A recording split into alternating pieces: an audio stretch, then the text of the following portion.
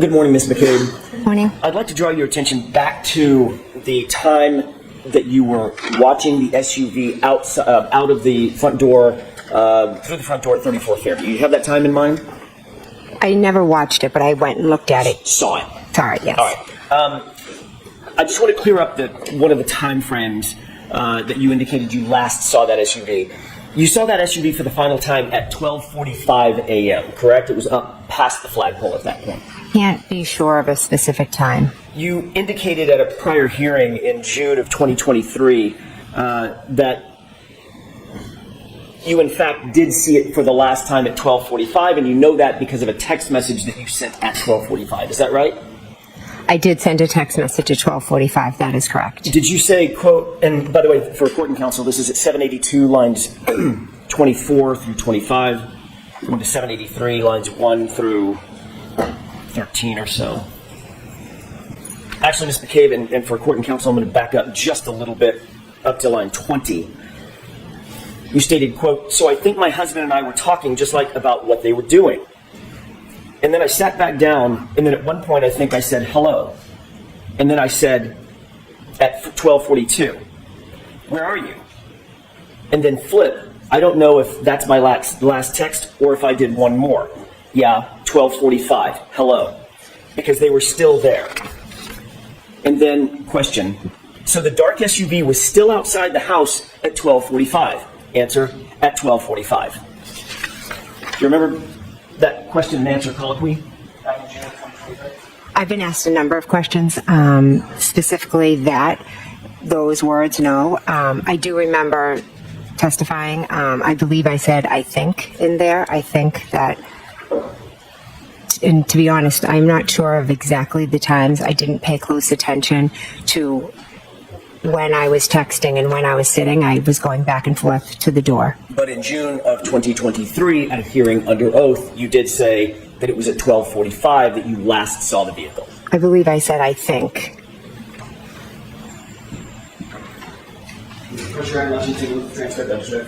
I believe the word I think is in there. You believe, but you're not sure. Okay, I'll look at it. Sure. Yes. Thank you. May I approach her? Yes. Thank you. Does that refresh your recollection, Mr. Key, what you said in June of 2023 about seeing the SUV at the location at 12:45? I see what I read. Sorry. I saw what I just read. I don't remember my exact words of every testimony, but I did just read that, yes. And in fact, what you said back in June of 2023, quote, I don't know if it's my last text or if I did one more. Yeah, 12:45, hello. Because they were still there. Period. Correct? That's a part of what I said. And then the question was, so the dark SUV was still outside the house at 12:45. Answer, at 12:45. And then I said, I think, my husband and I. So there's more to that conversation. Okay, what I read you is what transcript indicates. You said on June 8th, 2023. Correct? Can you answer that? Is that correct? That I saw it at that time? Ask the question again. Sure. That what you testified to in June of 2023 was you saw the SUV for the last time at 12:45. That's what you said. At least back then. That's part of what I said.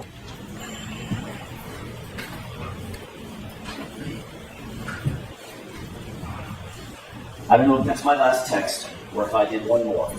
Yeah, 12:45, hello. Because they were still there.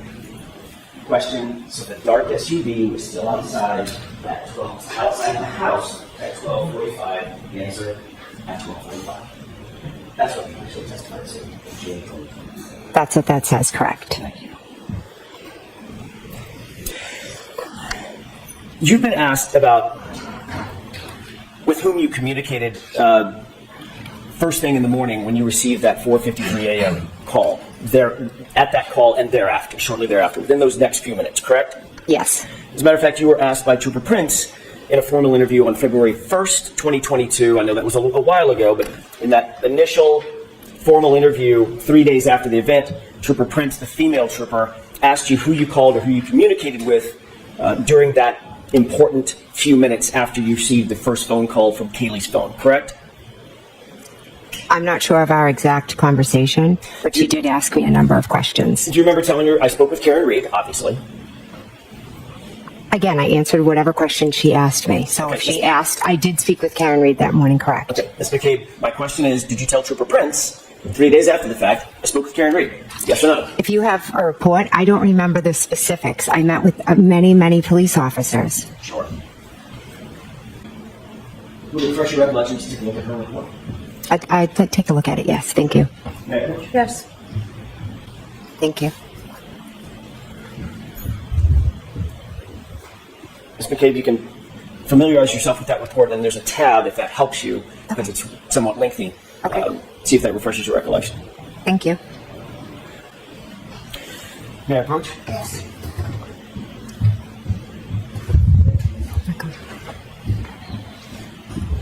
Ms. McCabe, did that refresh your recollection as to what you told Trooper Prince? I know what happened, so I just answered Yes or the no? questions. Yes or no? Does that refresh your recollection as to what you told Trooper Prince? Yes. Okay. You told Trooper Prince that you had a conversation on Kaylee's phone with Miss Reed, correct? Yes. That you also called Julie Albert after you got off the phone with Miss Reed the first time. Yes. And then thereafter, at some point, you talked to Tom Beatty, correct? I never spoke with Tom. I'm sorry, my mistake. I misspoke. You called Tom Beatty. Yes, I called Tom Beatty. Did not get through to Tom Beatty. I didn't. No one answered. Yes. Then you spoke to the grand jury about the same issue. Who did you talk to and who did you call in those minutes after the initial call on Kaylee's phone, correct? I don't know exactly, but I think you heard. Right. We're not. May I, Your Honor? Yes. Thank you. Ms. McCabe, you were also asked the same series of questions about, or a series of questions about the same events concerning that 4:53 phone call and the calls that you made shortly thereafter, correct? Yes. And in that testimony, you also, consistent with what you said to Trooper Prince, said, I spoke with Karen Reed on Kaylee's phone, I then spoke with Julie Albert, or I called Julie Albert, and then I called Tom Beatty, correct? Exactly. That objection sustained. What did you tell the grand jurors about who you called or who you attempted to communicate with in those first few minutes after that 4:53 a.m. call? I don't know exactly what I said on that day, but I know who I spoke to.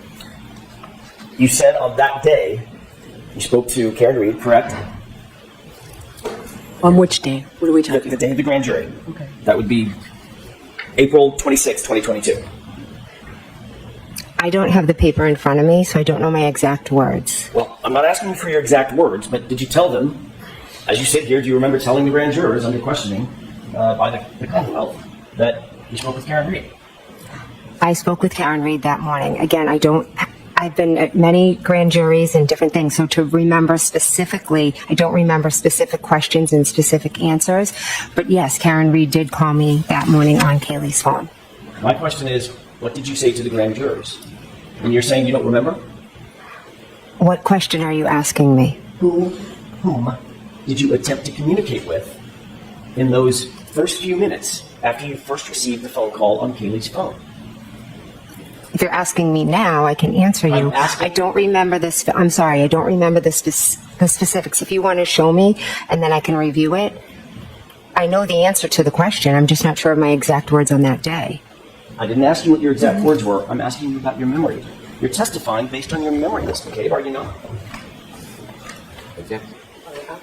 Go ahead and answer that, Commissioner. Are you answering these questions based on your memory, Ms. McCabe? So I'm answering questions based on my memory of what happened on the 28th and the 29th. I've testified multiple times. I've been interviewed by multiple police officers. So to pinpoint one conversation is a bit of a challenge for me. But what I can tell you is what I remember from that day, which was, I'm sure, very similar to however I answered, because it's the same. Yeah. Refresh your recollection of what was transferred. Sure. 188, 189. Thank you. I didn't get an answer to that question, Mr. McCabe. Would it refresh your, I just have to do this for the record. Would it refresh your recollection of what was transferred? I'll look at it, yes. Okay. May I approach? Yes. Thank you. Did that refresh your recollection about what you told the grand jurors in terms of whom you communicated with or attempted to communicate with that morning? Yes. What did you tell the grand jurors? I told them that I communicated with Miss Reed and that I called Julie Albert. And Tom Beatty. Oh, and Tom Beatty, I'm sorry. Right. So in both of those statements, to Trooper Prince when you were asked about your communications, and at the grand jury, by the way, at the grand jury, when you were asked who you communicated that morning, or who you communicated with that morning, you didn't need to see a report, did you? You didn't ask to see a report, like you're doing here. Well, I'm asking because you're asking specific questions about what I said on a specific day. And depending on who's asking the question, they ask questions in a different manner. So the answer is always going to be the same. If you ask me who I spoke to, I'm always going to tell you I spoke to Miss Reed and Julie. I called Julie Albert and I called Tom Beatty. The answer is always the same, but the way the question asked and maybe some of the words that I use may be different. And I don't remember on specific days. I've been questioned many times, but the answers are always going to be the same. The wording may be different. Yeah. Finished? Does that answer? Yes, I am. Okay. I'm going to allow that, but let's move on. I'm trying to know that. When the Commonwealth asked questions about who you contacted them at the grand jury, you didn't even have your recollection refreshed with it. You said, talk to Karen Reed, called Julie Albert, I called Tommy. Right? Correct. And that's exactly what you told Trooper Prince as well. Karen Reed, Julie Albert, Tom Beatty. Is that right? Yes, correct. But you did make another phone call that morning that you left out of both of those statements, didn't you? I'm not sure. At 5:07 a.m., you called over to 34 Fairview, didn't you? If it's in my phone record, then I must have. It's in your phone records that you're aware of. Well, let me ask it a different way. You're aware that your phone records actually showed at 5:07 you called the 34 Fairview Nicole Albert's phone, correct? Correct. It shows also that call lasted 38 seconds, correct? I'm not sure what it shows. You actually spoke to your sister, Nicole, that morning? I did not speak to my sister now. So that 38-second call went to voicemail? I'm not sure. All I can tell you is I never spoke to my sister Nicole that morning prior to waking her up. But you do acknowledge that you made a phone call at 5:07 to Julie Albert. I'm sorry, to Nicole Albert, your sister, over at 34th Fairview in those early morning hours. Yes, I learned after. When I'm first being questioned, it's days after. It was a chaotic morning. I remembered the waterfall, Julie, then Tom Beatty. Calling to my sister wasn't as important ingrained in my mind at that point. No. And then you testified at a grand jury, not hours or days later. You testified at a grand jury months later, correct? Correct. And at that grand jury, you also left out the fact that you contacted your sister, correct? There's nothing nefarious. I remembered who I called. I didn't go back and look at phone records. I didn't say it was nefarious. Why would you use the word nefarious? Because there's nothing about me calling my sister that is nefarious, and I feel like you're insinuating it might be, and it's not. Did you use that word because it sounds nefarious? No, I just used the word because I think that's how you're trying to portray something that is nothing. Or did you use that word because you think that's how it's coming across? That's nefarious. No. Without the context. No, not at all.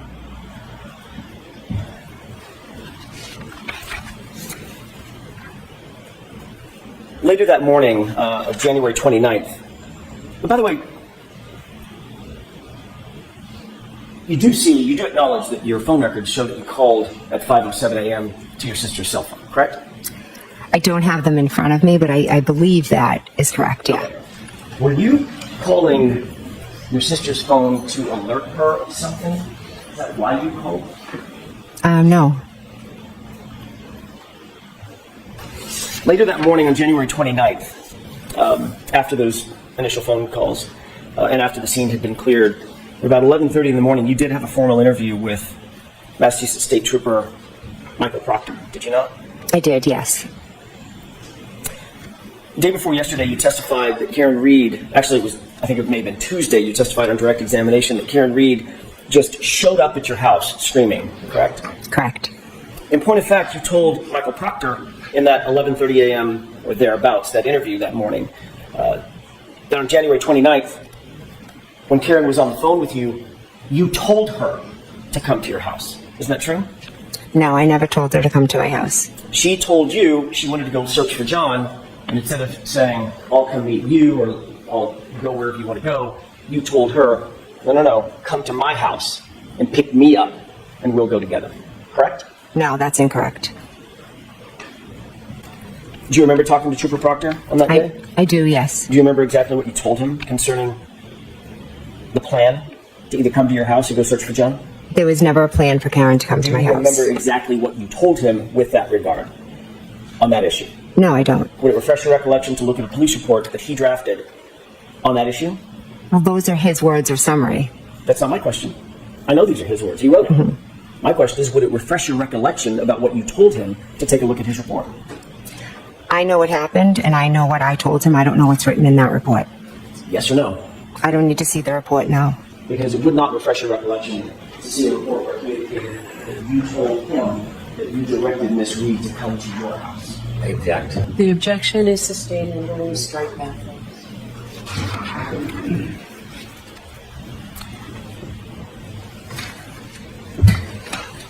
You also told...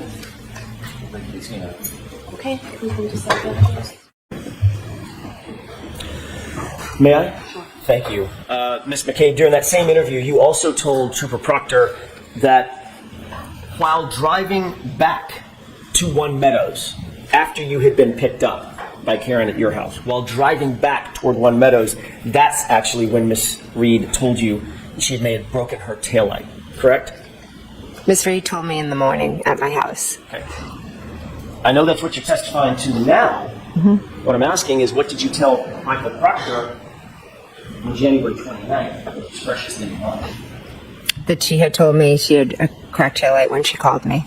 You didn't tell him that she indicated she noticed her taillight had been damaged on the drive back to One Meadows after she got to your house? She mentioned it then as well, but she also had told me when she was on the phone, that's why my husband yelled out that we shouldn't be driving with a cracked taillight. But in fact, you did not tell Trooper Proctor that story. What you told him was she told you on the drive back to One Meadows after having picked you up, correct? I told him she told me in the morning and on the drive back. So if he didn't write that in his report, it's obviously incorrect. Gotcha. Sustained. Of course, that drive back to One Meadows would have been 5:30-ish or so, maybe even a little later, 5:35. Approximately, yeah, I'm not sure. Well after she backed out of the driveway and struck another vehicle at One Meadows, correct? Do you know that? No, I have no idea. All right, next question. Speaking of Trooper Proctor, when you first interviewed with him during that same interview on January 29th, you noticed that he was taking notes, obviously. Yes, he was. You told him about your observations of the taillight that day, is that right?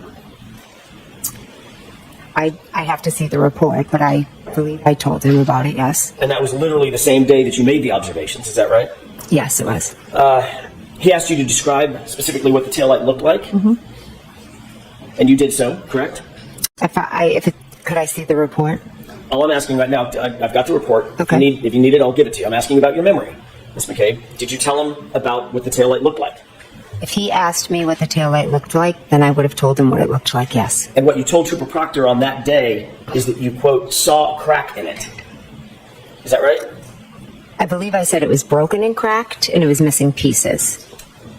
Isn't it true that what you actually said is, we got out at John's house and looked at the taillight, back right taillight, saw a crack in it, correct?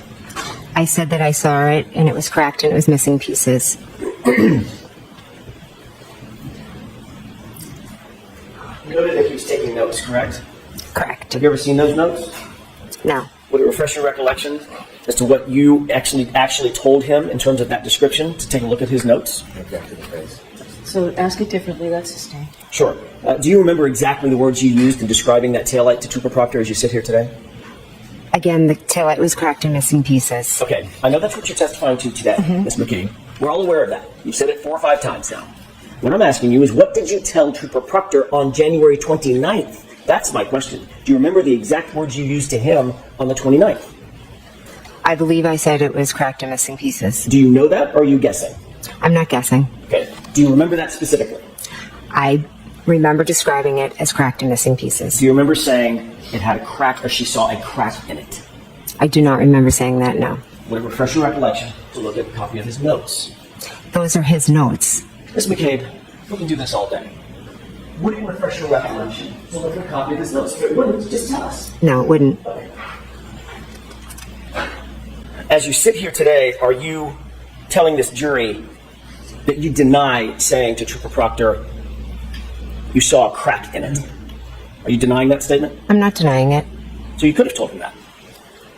He asked me multiple times different questions. I spoke to him at my house, and then he had called me. So maybe one time I said it had a crack in it, and another time I said it was broken and missing pieces. So it's very possible that that's how you described it on the 29th, Ms. McCabe. It had a crack in it, right? And missing pieces. I'm not asking you to finish my sentence. I'm asking you, is it possible that that's what you told him that day? It had a crack in it. Yes or no? Yes, that was one way. In the days following January 29th, in the events of January 29th, 2022, were you and your family coordinating your versions of the events that occurred on that morning? No. Were you and your family coordinating some sort of damage control in terms of the language that your family would use to the public, to the press, to law enforcement? No. Did you and your family use a group chat? You and part of your family use a group chat to text each other to coordinate your communications with either the press or the public or law enforcement or family or friends? I have multiple group chats with family and friends. You had a very specific group chat that included yourself, Nicole, your sister, Brian Albert, and Matt McCabe, correct? Yes, I did. Your Honor, if I may. Okay. You're welcome. Thank you. Can you tell me if you recognize what's depicted or what's contained on that 2-page document? Yes. Don't read it at this point. Just tell me, what is that? What are we looking at? This is a, looks like a group chat with me and my sister, Nicole. Oh, no, just actually conversations with just myself and my sister, Nicole. Yes. Sure.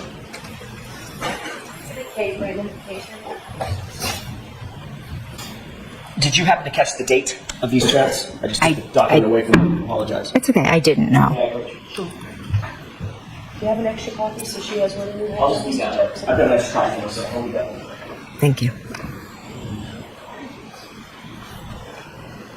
Do you note the date of that series of chats? Yes, it says 1/29/22. Okay. Is that chat just between yourself and yourself and Nicole, or is that as well? I think it's just myself and Nicole. There was another series of chats, we'll get to that in a second, that does include Nicole, Brian, Matt McCabe, correct? Yes. On this particular set of texts, do you see the first text starting in the green box? That is a text from you to, it says Coco, correct? Yes, that's my sister, Nicole. Okay. And you recognize this text? I do, yes. And you recognize the texts following in the following bubbles? Yes. I would ask that this remarks moved into evidence. Is there any objection? I can review it briefly. All right, so the objection is noted and overruled. So, Mr. Jackson, you can put that K for identification is now an exhibit. May I approach? Yes.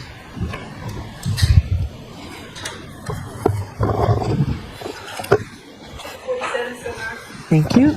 Thank you, Your Honor. Before I proceed, So, jurors, before you consider any electronic communications in your deliberations, and you heard Trooper Garino read a lot of text messages the other day. I didn't interrupt him, I probably should have. But before you consider any electronic communications in your deliberations, you must first find that it is more likely true than not that the person who either authored or created or transmitted the communication was in fact the person alleged. So here we have communications allegedly between Ms. McCabe and her sister. Before you can consider them, you must find that it's more likely than not that they were the people who sent and received those. If you do not find it's more likely true than not that the person alleged to have created or sent them, then you may not consider the electronic communication in deciding your case. Now, when you read or hear about these text messages, You may not consider the statements for their truth, but you may consider them solely for the limited purpose of understanding the state of mind of here, Ms. McCabe, when she sent those messages. All right. So now that's what I needed to do. Mr. Jackson, your turn. Thank you, Your Honor. With the court's permission, I would ask that the January 29th text be published.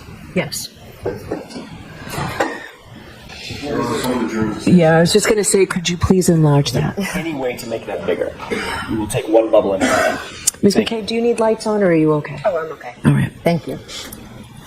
Ms. McCabe, does this appear to be a representative copy of what you're looking at? It's just been marked for evidence? Yes, it does. Starting at that top text, which is the green bubble here, can you see at the very top where it says from, there's a redaction?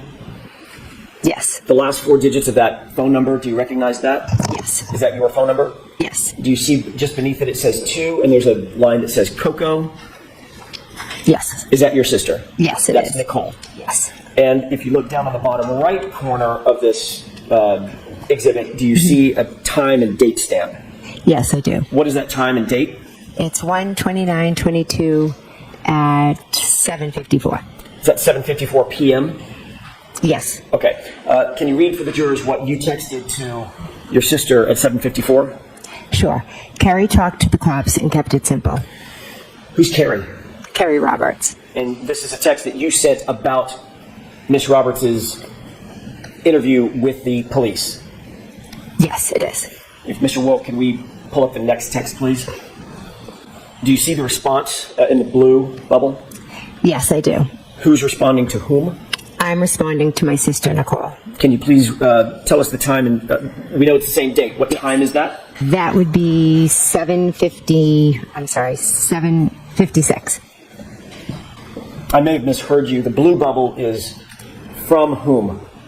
It's from my sister, Nicole, To whom? to me. Okay, I may have misheard you. I thought you said the reverse. I want to make sure we're very clear. The blue bubble is from Nicole. The green bubbles are from you. Yes, correct. Got it. And this text says, I'm sorry, read that for me one more time. Sure. Okay. Try and get some sleep. Talk tomorrow. Next text, please. What's the time of this text? 7:57. This is from you to Coco, to Nicole. Yes. What does that text say? Any update? What did you mean by any update? I meant had she heard anything or learned anything new? Next text, please. Do you see a response from your sister to you? Yes. What does that say? We'll get more info tomorrow. Don't want to text about it. Next text, please. Is this a text from you to your sister Nicole? Yes, it is. What does that say? Right. Next text, please. What is the date and time of this text? It is 1:29 and 2022 at 8:01 p.m. And this is in response to the text that you just read from you to your sister? And this Yeah. is now a text from your sister back to you, correct? Correct. What does this text say? Okay, text me in AM or if you hear anything later. Thank you. We can bring the lights up for just a moment. One of the texts, the third from the bottom text on the second page, in other words, the top text on the page, was from your sister to you. We'll get more info, TOMM, correct? Yes. Don't want to text about it, correct? Yes. TOMM means tomorrow. Yes.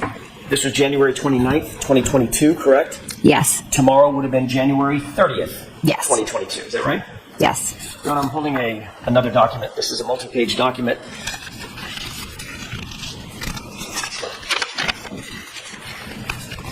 Eight pages in total length. There's a base page on the bottom, 02148. Thank you. May I approach the witness? Yes.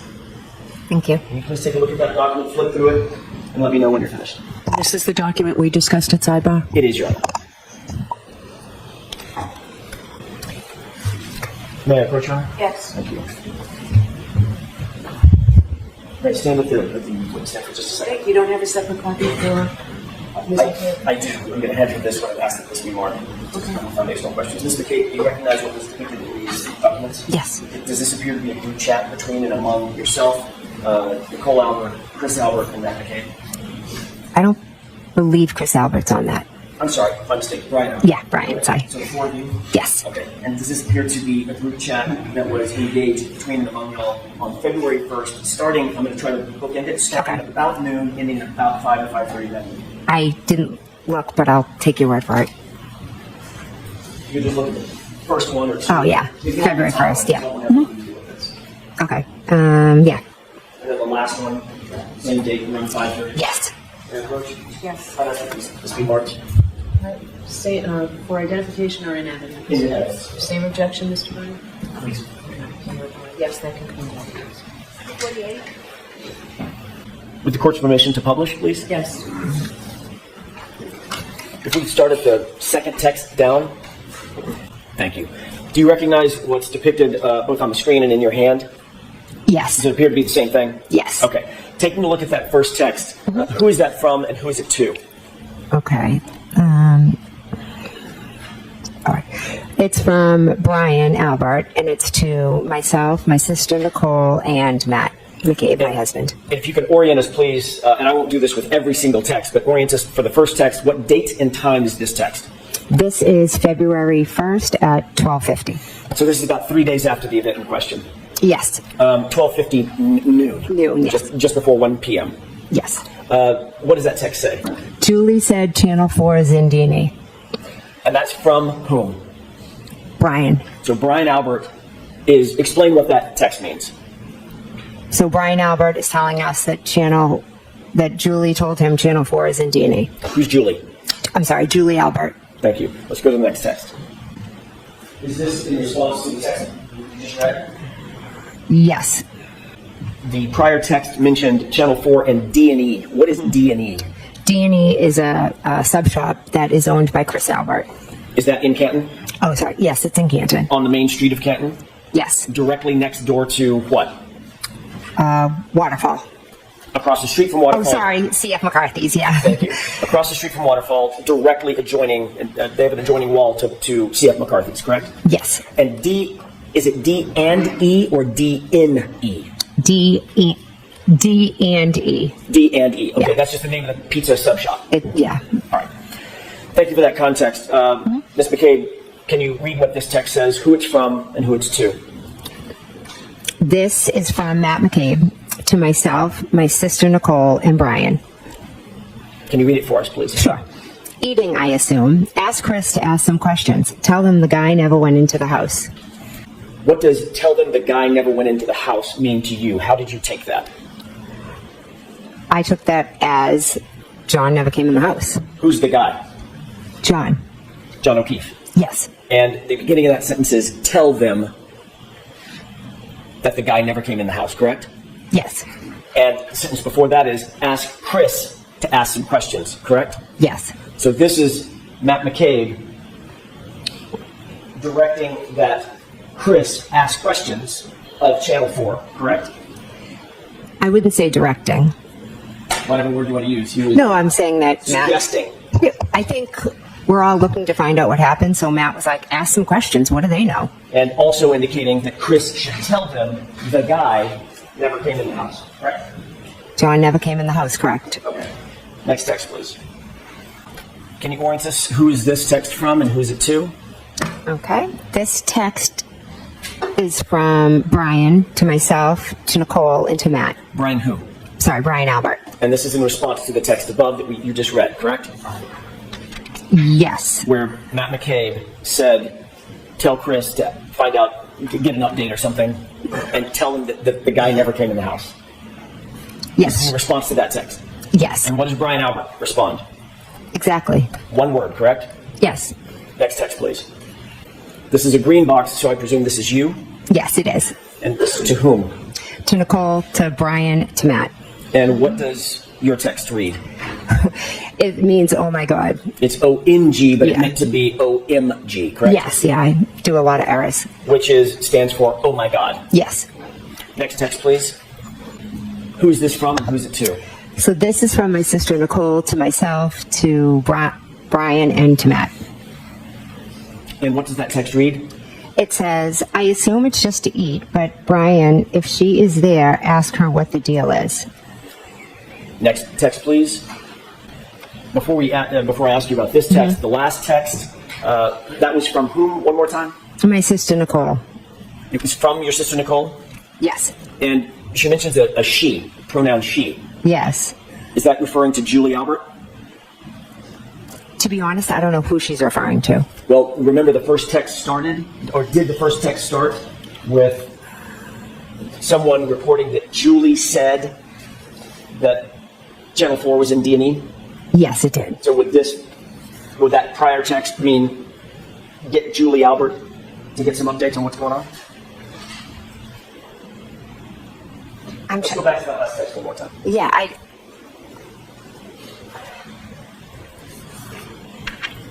You see where it reads, if she's there? Does that mean if Julie is at D&E, hence she just reported that Channel 4 is there? I'm truly not sure if who she's referring to as the she. Okay, fair enough. Let's go to the next text, please. Who's this text from and who's it to? This text is from myself, and it is to my sister Nicole, to Brian, and to Matt. And what does this read? This says, to ask if we heard if she is in a mental hospital. Next text, please. Who's this from and who's it to? This is from me to my sister Nicole, to Brian, and to Matt. What's the time on this text? 2:55. And what does it read? Carrie is here going over timeline. Who's the Carrie referring to? Carrie Roberts. What is here? I would assume here would mean my house. Next text, please. Who's this from and who's it to?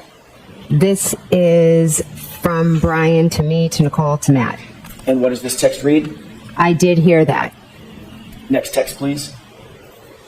Who's this text from and who's it to? This text is from me to my sister Nicole, to Brian, to Matt. What does it read? And we handed the phone to Carrie. Who's Carrie? Carrie Roberts. What phone are you referring to? Mine. Who's on the other end of that phone? On February 1st, I believe it could have been Michael Proctor. Next text, please. Who is this from and who's it to? This is from me to Nicole, to Brian, to Matt. What does it read? She is telling him everything. Everything is in all caps with an exclamation point, correct? Yes, it is. What's the timestamp on this, Miss McCabe? 2:55. Who's the him that you're referring to in this text? I believe it was Michael Proctor. Next text, please. Who is this from and who's it to? This is from me to Nicole, to Brian, to Matt. What's the timestamp on this text? 2:55. Same minute that you sent the last text? Yes. She's telling him everything? Yes. And then you follow up with what? All the stuff. Next text, please. Who's this responsive text from? This is from Matt to myself, Nicole, and Brian. And what's the timestamp on this? 4:35. What does this read? Yep, if she pleads out, it will end. If she fights it, it will be an episode. Who's she? I'm assuming that would be Miss Reed. Next text, please. Who's this from and who's it to? This is from Nicole to me, to Matt, and to Brian. And what does this read? She liked the text about the previous text? Yes. Meaning like a thumbs up or a like? Yeah, it just says liked. So The one that reads, yeah, if she pleads, it will end. If she fights, it will be an episode. yes. Next text, please. Who's this from and who's it to? This is from Matt. Oh, sorry, to me, to Nicole, and to Brian. And what does this read? Brian, sitting separate. Is that a period or a comma? I honestly can't see. Is that a period or a comma between Brian and sitting? Or can you tell? I can't tell if it is or it's just like the way it printed out. I'm not sure. Next text, please. Who's this from and who's it to? Brian, to me, Nicole, and Matt. What's the timestamp on this? That is 4:55. And what does that text read? Okay. And the next text. This is another green bubble. Who's this from and who's it to? This is me, Matt, me, Nicole, Matt, and Brian. And what did you say, what did you write in this text? I wrote you listening. And what's the timestamp on this? That is 5:15. I'm sorry, it would be what time? Oh, I'm sorry, 5:15. And in fact, at 5:15, Ms. Roberts was in your house being personally interviewed by Massachusetts State Police, correct? They were there. I'm not sure if this is the exact time, but yes, they did come over. Just to be clear and to orient us, there was a phone conversation that you were privy to between Carrie Roberts and Michael Proctor telephonically. Right. She was Earlier in the day. Yeah. Earlier in the day, he had called me, and then Carrie had asked to speak with him. And that's the candidate phone. Yes. And later, a couple hours later, 5 or so, she was still at your house. Michael Proctor came over and interviewed you after. No, sorry. Massachusetts State Police. Came over and spoke to myself, her, and Matt. And you wrote you listening to the group, correct? Yes. Who was that specifically directed to? I honestly don't know. Was there anybody else in the house during her interview other than you and the troopers? My husband, Matt, my daughter, her friend, my other daughter. So of the people on this text chain, the only person that would have been in the house that could have conceivably, quote unquote, listened would be Matt. Okay. Yes. Okay. Next text, please. Who's this from and who's it to? It's from me to Matt, Nicole, and Brian. And what does it read? Cops here again. You were reporting to the others on this text stream that the police had arrived at your house. They were in your house with you and Carrie that you just described, correct? Yes, I was just telling them that they were here again. Next text, please.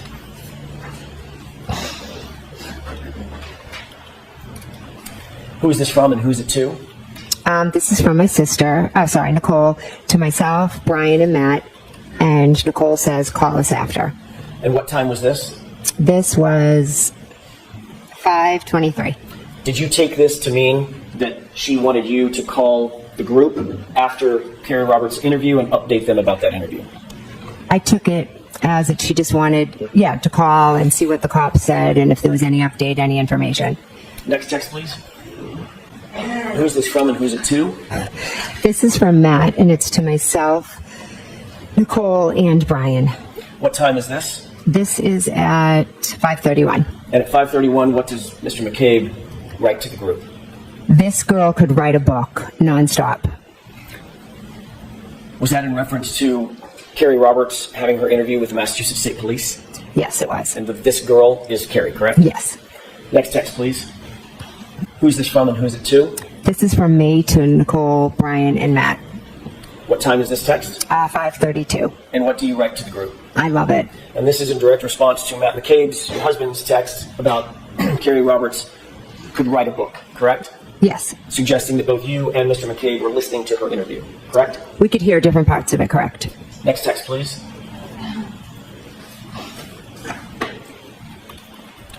And who is this from and who's it to? This is from me to Nicole, to Brian, to Matt. And what do you write?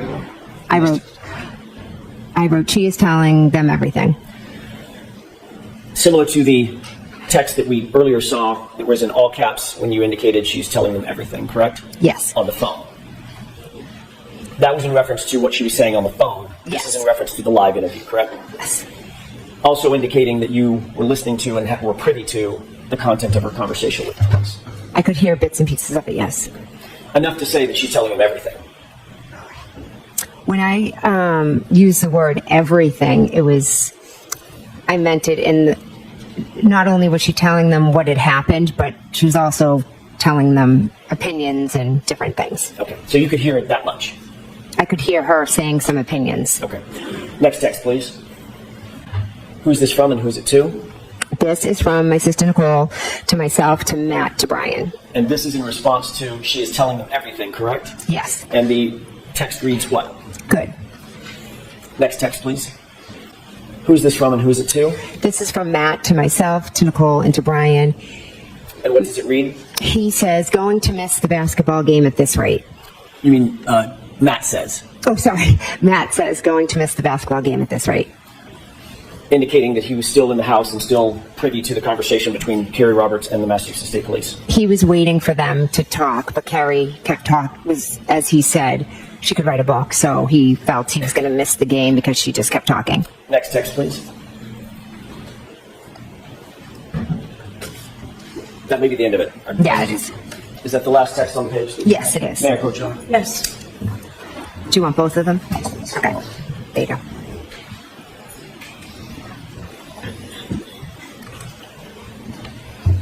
Ms. McCabe, Yes. these text messages were on a private chat, both the one between you and your sister, as well as the group chat, correct? Those are private chats, not open to the public. Correct. You never intended, obviously, for any of those texts to become public, correct? I handed my phone over, so I knew all my texts would be seen. When you were writing the text, when the group was chatting back and forth or texting back and forth, those were intended to be private texts between and among just the people on the text string, correct? I just was texting my family. I wasn't thinking any more of who was going to see it. You certainly did not expect when you were writing those texts that the defense, Ms. Karen Reed's representatives, would ever get a hold of those texts. That was not in your mind, correct? Would never have been in my mind, no. That is a textbook example, what we've just seen, of witnesses colluding with one another about a subject matter that's under investigation, correct? I move for instruction. All right, jurors, disregard that comment, completely disregard that question. Your Honor, may we approach? Yes.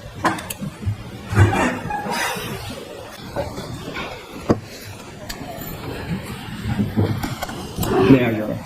Thank you. In the text that we just saw, you were colluding with other witnesses, percipient witnesses, in this case, through those text messages, were you not? I was not. You were organizing your statements to the police based on what you overheard and what you heard during Kerry Roberts' interview with the Massachusetts State Police, weren't you? No, I was not. You were reporting back to other percipient witnesses what you heard and saw during other witnesses' statements to the police, to Kerry Roberts, correct? I was telling them Carrie was speaking with the police. And you told them she's telling them, quote, everything, correct? Yes, I told them some of the opinions that she stated. And when Mr. McCabe said she could write a book, she's going on, in other words, she's going on and on, your statement was, I love it, correct? Yes. And you reported that back to other witnesses who were not privy to Ms. Roberts' statements to the police, correct? To my sister and to my brother-in-law, yes. And then your sister asked for updates when Kerry Roberts was done, correct? I don't know if it was in regard to updates when she was done or updates like, did they tell us anything? Is there anything new? We were still all trying to figure out what had happened. The four of you were discussing the facts surrounding this case, not only with each other, but discussing interviews, formal police interviews that you heard or overheard with another witness, weren't you? I told them some of the things that Kerry Roberts said, yes. And you were happy about what she said after you had created this timeline with her, correct? The timeline had nothing to do with it. But it was certainly chronologically. Her interview with the police was after this timeline had already been created between you and Kerry. Yes, we both put down what had happened so we would remember. And then once she was interviewed, you were responding to the rest of the group. She's telling them everything, meaning everything was just collected in this timeline, right? No, I meant she was telling them everything. She was telling her personal opinions about Miss Reed. I want to change gears for a second, Ms. McCabe, and ask you about that visit that you took to Michael Lang's house. May I approach, Your Honor? Yes. I just don't want to keep these at the podium.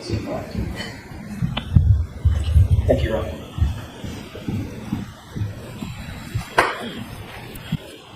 Have you and Ms. Roberts discussed that visit to Michael Lang's house before your testimony, before you testified to it for the first time in May of 2024, about a year ago? Did y'all discuss that at all? I don't recall. You testified under oath in that proceeding that you went, and I want to be very clear about this, that you went from One Meadows, the O'Keefe residence, John O'Keefe's residence, directly to Michael Lang's residence, which is in another neighborhood in the same town, correct? Yes, we went. And Correct. you indicated that you were there to drop off one of Carrie's daughters. Is that right? Yes. That's how you testified in May of 2024, about a year ago. Yes. Just a moment. Yes. You spoke to Lieutenant Tully about this very same visit on May 10th 2024, before your actual testimony in that other proceeding a year ago, correct? Yes. All right, and what y'all talked about was your visit and your travels over to Sergeant Lank's, by the way, Sergeant Michael Lank of Canton PD, correct? Yes. The same Michael Lank that we've talked about. Yes. You talked to Lieutenant Tully about that trip over to Michael Lank's house, correct? Yes. You indicated that in that interview with Lieutenant Tully that you went over to the Lank residence with Carrie Roberts to pick up her daughter at the residence, correct? Not to drop her off, but to pick her up. She was with us at Meadows, so we dropped her off. Right. I know that's what your testimony was a couple days ago. I'm asking, when you talked to Lieutenant Tully on May 10th, 2024, before your testimony last year, did you tell Lieutenant Tully we were actually there to pick up her daughter? That's why we went to Michael Lank's house. That's why you went to Michael Lank's house. I went to Michael Lank's to drop her daughter off. What did you tell Lieutenant Tully? That I went to drop her off. So you didn't say pick her up to him? I don't believe so, So no. if he said that, that would be another example of an incorrect report? Sustained. Do you remember exactly what it was that you told him during that interview? I know that Lexi was with us at Meadows Ave, and we dropped her off at Mike Lank's. So if he mixed up pick up and drop off, that could have happened. But we had Lexi with us, and we dropped her off there. Okay, so you believe that may have been his mix-up, not yours? Sustained. Is that, I'm sorry. Do you remember exactly what it was that you told Lieutenant Tully during that interview? I know I said that we dropped her off.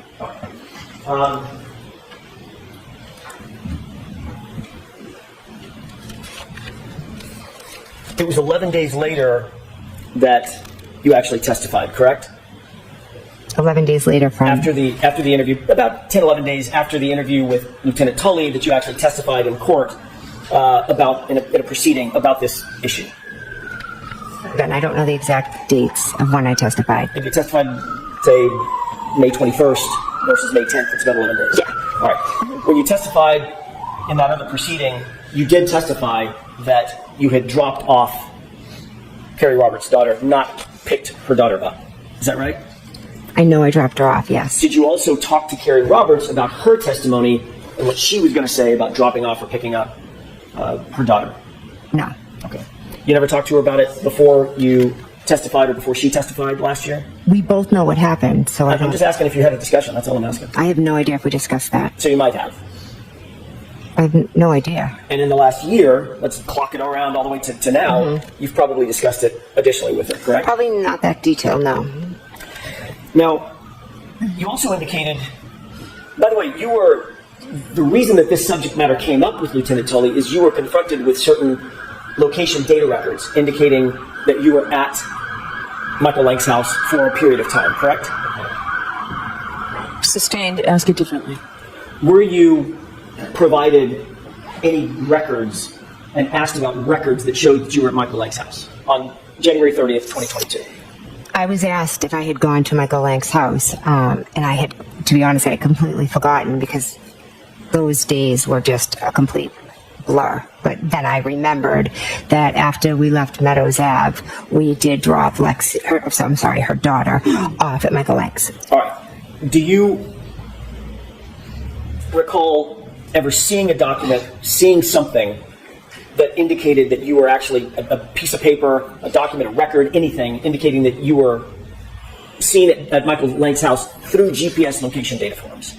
Did I ever see a record of that? Right. Did Lieutenant show? No, he didn't show me a record. He just asked you about He it. just asked me. Did he tell you during that course of that interview that he had been provided with GPS data records indicating that you went to Michael Lank's house? I don't remember the specifics of what he asked, but I know that he did ask me if I had been there.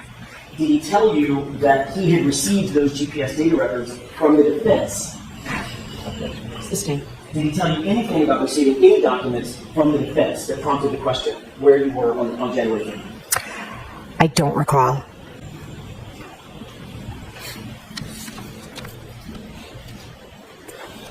Before that interview on May 10th with Lieutenant Tully, this is preceding your testimony last year. Okay. Had you ever reported that you went to Michael Lank's house, Sergeant Lank's house, on January 30th to anybody? No, to be honest, I completely forgot about it.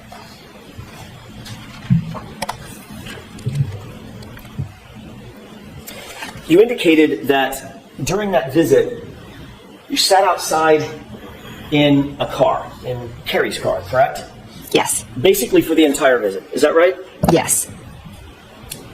You indicated that you did not go in the house except to use the restroom possibly, correct?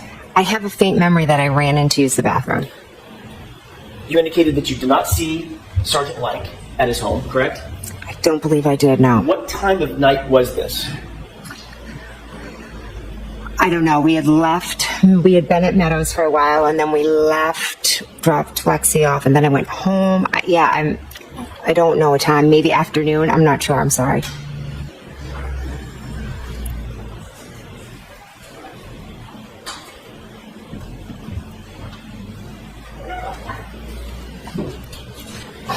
Your Honor, I have a 10-page document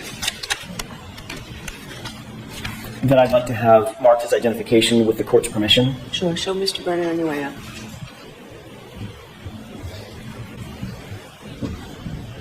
May I approach?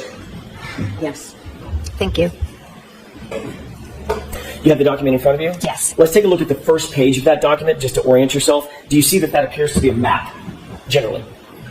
All right, so I'm just going to ask you to take a look at the document and don't describe it. Sure. Take a look at the first page and tell me if you recognize anything on that page. I do, yes. What do you recognize generally about that document? Okay. I'll see you, counsel, at sidebar. May I have that, please, Ms. McCabe? May I continue, Your Honor? Yes. Thank you. Taking a look at that first page, do you recognize a location that's pinpointed on that page? I do. Okay, without telling me the address, what do you recognize that as being?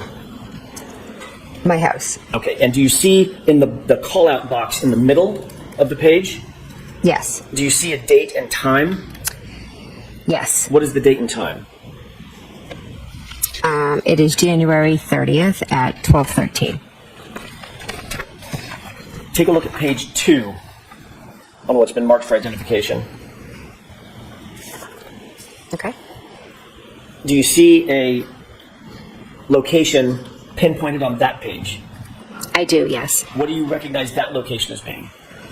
John O'Keefe's home. Is that what we've talked about on Meadows? Yes, Meadows. Do you see a time and date for that location? Yes, 1/30/2022 at 12:19. At 12:19 p.m. Yes. Okay, thank you. If you could turn to page, 4, skip over page 3 and just go straight to page 4.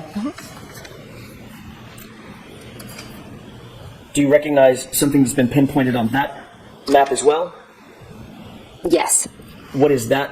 Again, don't give me the full address. What is that location that's pinpointed? That is my house. Okay, and do you see a date and time for that? Yes, that's 1:30 at 5:21. When you say 1:30, January 30th. Sorry, January 30th, 2022 at 5:21. Okay. Looking at page 5, do you see a location Yes. pinpointed on that map as well? Yes, I do. And what's the date and time of that location? That is also 1/30/2022, and that is at 5:28. Got it. Taking a look at page 6, do you see a location pinpointed on that map? Yes. What is that, again, what is that location? That is 1/30/2022. The location, the address? Oh, I'm sorry. That is Fairview. Appear to be 34 Fairview? Yes. And what's the date and time? 5:36. Taking a look at page 7, do you see anything located on that, a pinpoint location on that page? Yes. What's the date, I'm sorry, what is that location? That's Fairview again. And what's the date and time? That is 1/30/22 at 5:40. So just to be clear, the page before was 536, and this page is 540. Yes. Okay, take a look at page 8.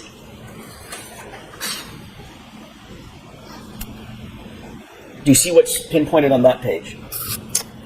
Yes. What is that location without giving me the address? I believe that's Mike Link's. What's the date and time? 1/30/2022.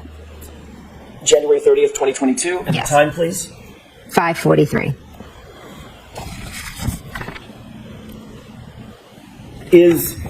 You're familiar with Canton, obviously? Yes. Much more than we are. Is Yes. driving time from 34 Fairview to Michael Lake's house consistent with about 3-4 minutes? It could be with they have multiple stop signs. Okay. And due to the weather. Right. Taking a look at page 9. Yes. Do you see another pinpointed address?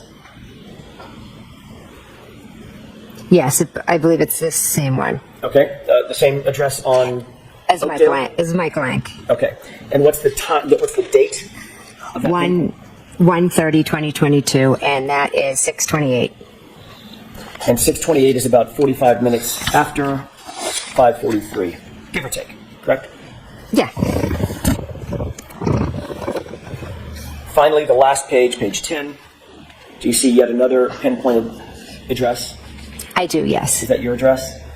Yes, it is. Okay. And what's the date and time of that pinpoint? That is 1/30/22 as well, and that is at 6:34.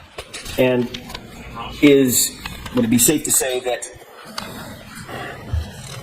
your address from Mike Lank's address, maybe 6 or 7 minute drive? Yeah, depending. Mm-hmm.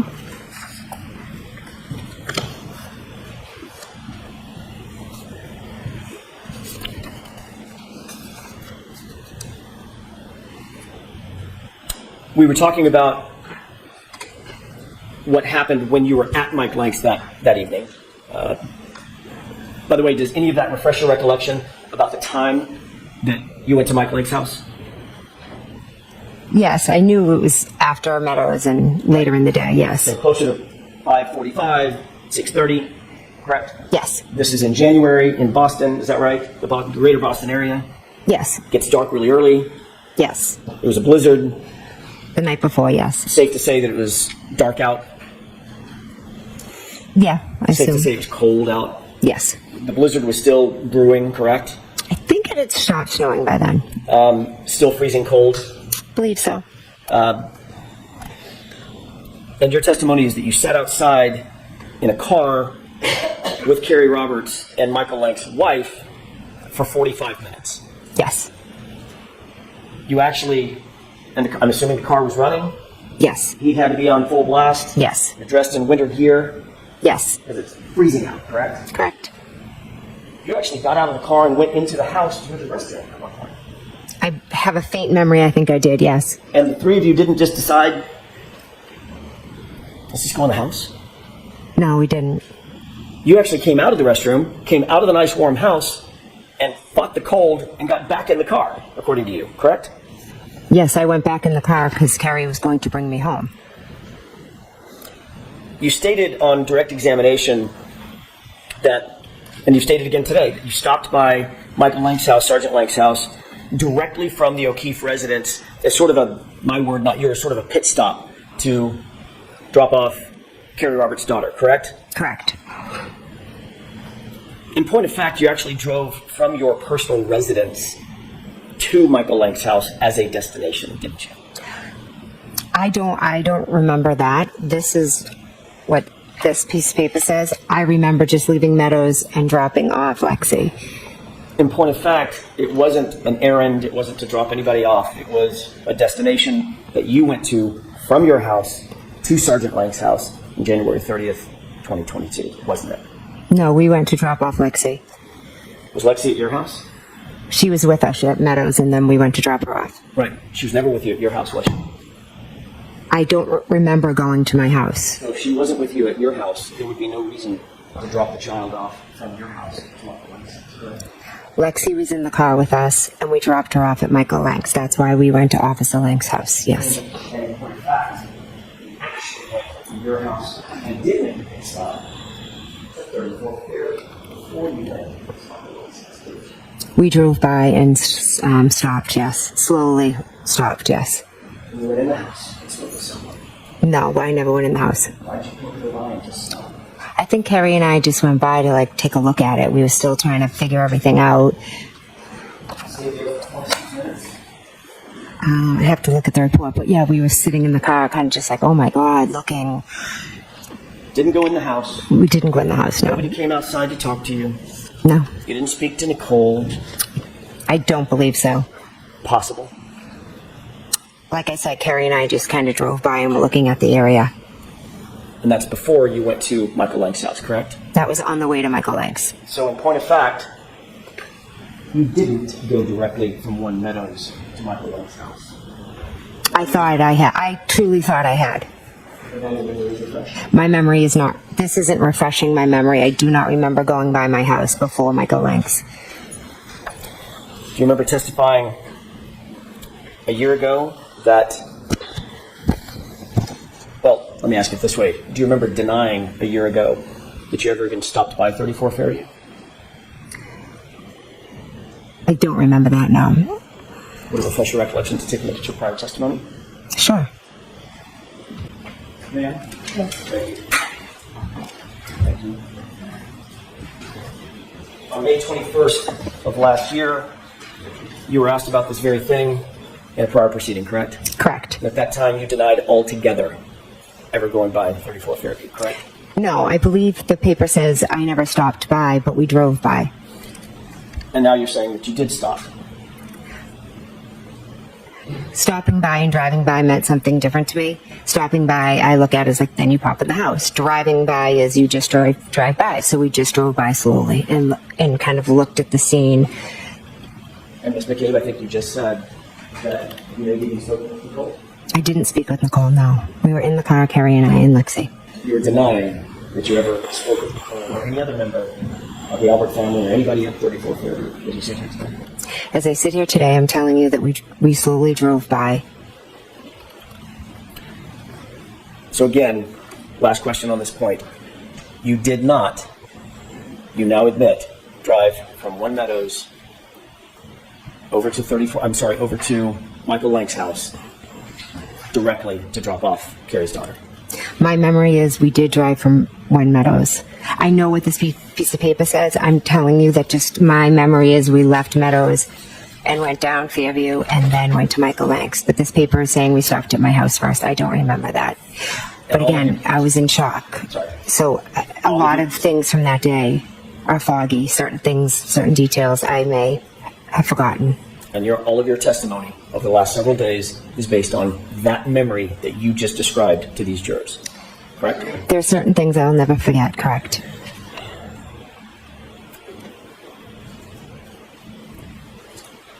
I'm going to ask you a couple of questions you may, depending upon your answer, depending upon what you just answered, you may or may not remember. Well, let's see. Okay.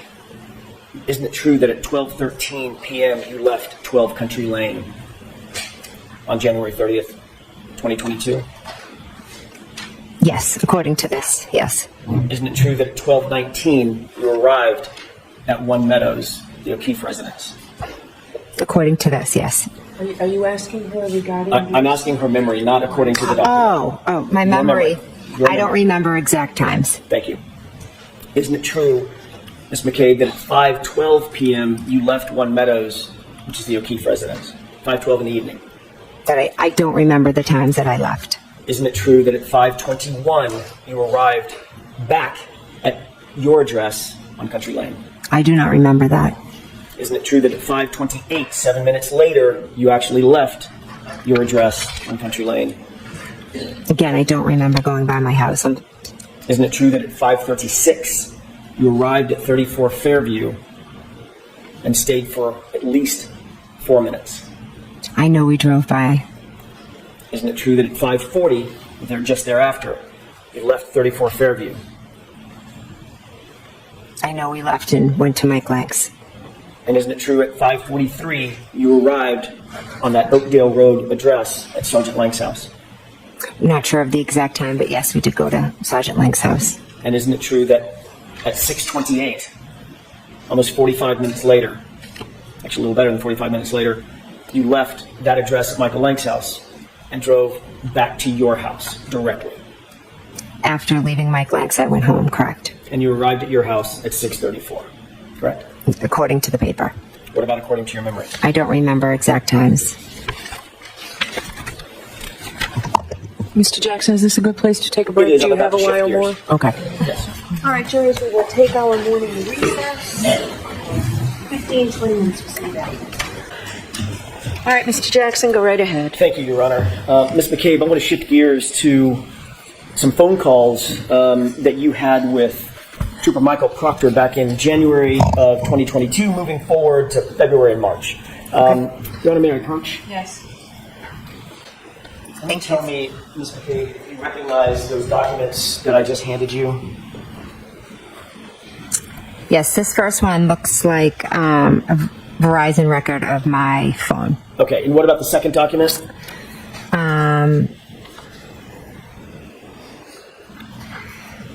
Phone bill. And yes, more records from my phone. Okay. I want to ask you a couple of questions. But before I do, I'd like to have both of those documents respectively marked just for identification. I don't anticipate entering. May I continue? Thank you. Ms. McCabe, you had a number of phone calls with Michael Proctor on January 29th, moving into January 30th and on to 31st, correct? Are you asking her to read the records, or? Not yet. I will in just a All right, second. so turn the records over, see if you can answer the questions. Okay. You had a number of phone calls with Michael Proctor in the days and hours following the incident, correct? Yes, I know I had some phone calls, yes. I'm assuming you don't remember exactly the time and duration of those phone calls as you sit here? Correct. Would it refresh your recollection to look at your phone records that you supplied for this time period? Sure.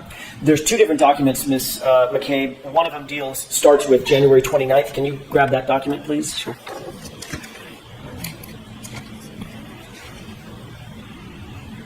Okay. You should see some highlights on that document. I do. Did you receive a phone call from Michael Proctor at about 10:54 a.m. on January 29th, a couple of minutes in length?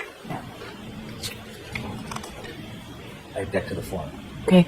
So you asked her if this would refresh her recollection. You need to ask her if this refreshes her recollection. Sure. Do you remember, as you sit here, the phone call at 10:54 a.m.? I remember getting a call. I don't remember the exact time. Would it refresh your recollection to look at the document that you're holding as to the time of that phone call? Time and date? I see what the document says, but I just, in my head, if you ask me what time did he call you, I don't remember. Do you have any quarrel with the accuracy of that document? No, it looks pretty accurate. Okay. It looks right. It looks possible, yeah. All right. Did you receive, as you sit here, do you recall, does that refresh your recollection that you received a phone call from Michael Proctor about 10:54 in the morning? Does that refresh your memory now? I know I did receive a phone call from him, yes. At that time? I don't know the exact time. All right, so the answer is no. Was it mid-morning? Yes. Did you receive another phone call on the 29th around... Without looking, so this is again Right. you're being asked questions. I'm going to go through this with each one of these calls. There's not that many, but a few. Okay. On the 29th, did you receive a phone call at around 12:49? I know I received a phone call. I, again, don't remember the time. Would it refresh your recollection to look at that document, the next line down, or the next phone call with that number? Yes, I see that there's a call on this record. Okay. Is your recollection refreshed that you did receive another phone call on the 29th from Michael Proctor? Is your recollection reflect? Do you now remember independently that? I don't remember the specific times, no, but I do remember that he did call me, yes. Okay, so there's two phone calls. Excuse me? I only object to the form. I don't object to the record.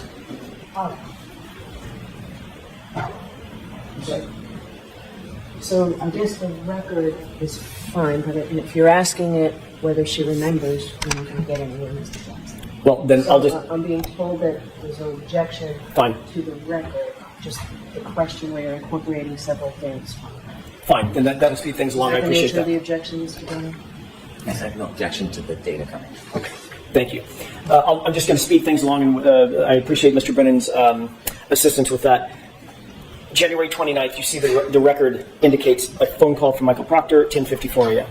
Yes, You also see on that same record a phone call on January 29th coming in from Michael Proctor at 12:49 p.m., correct?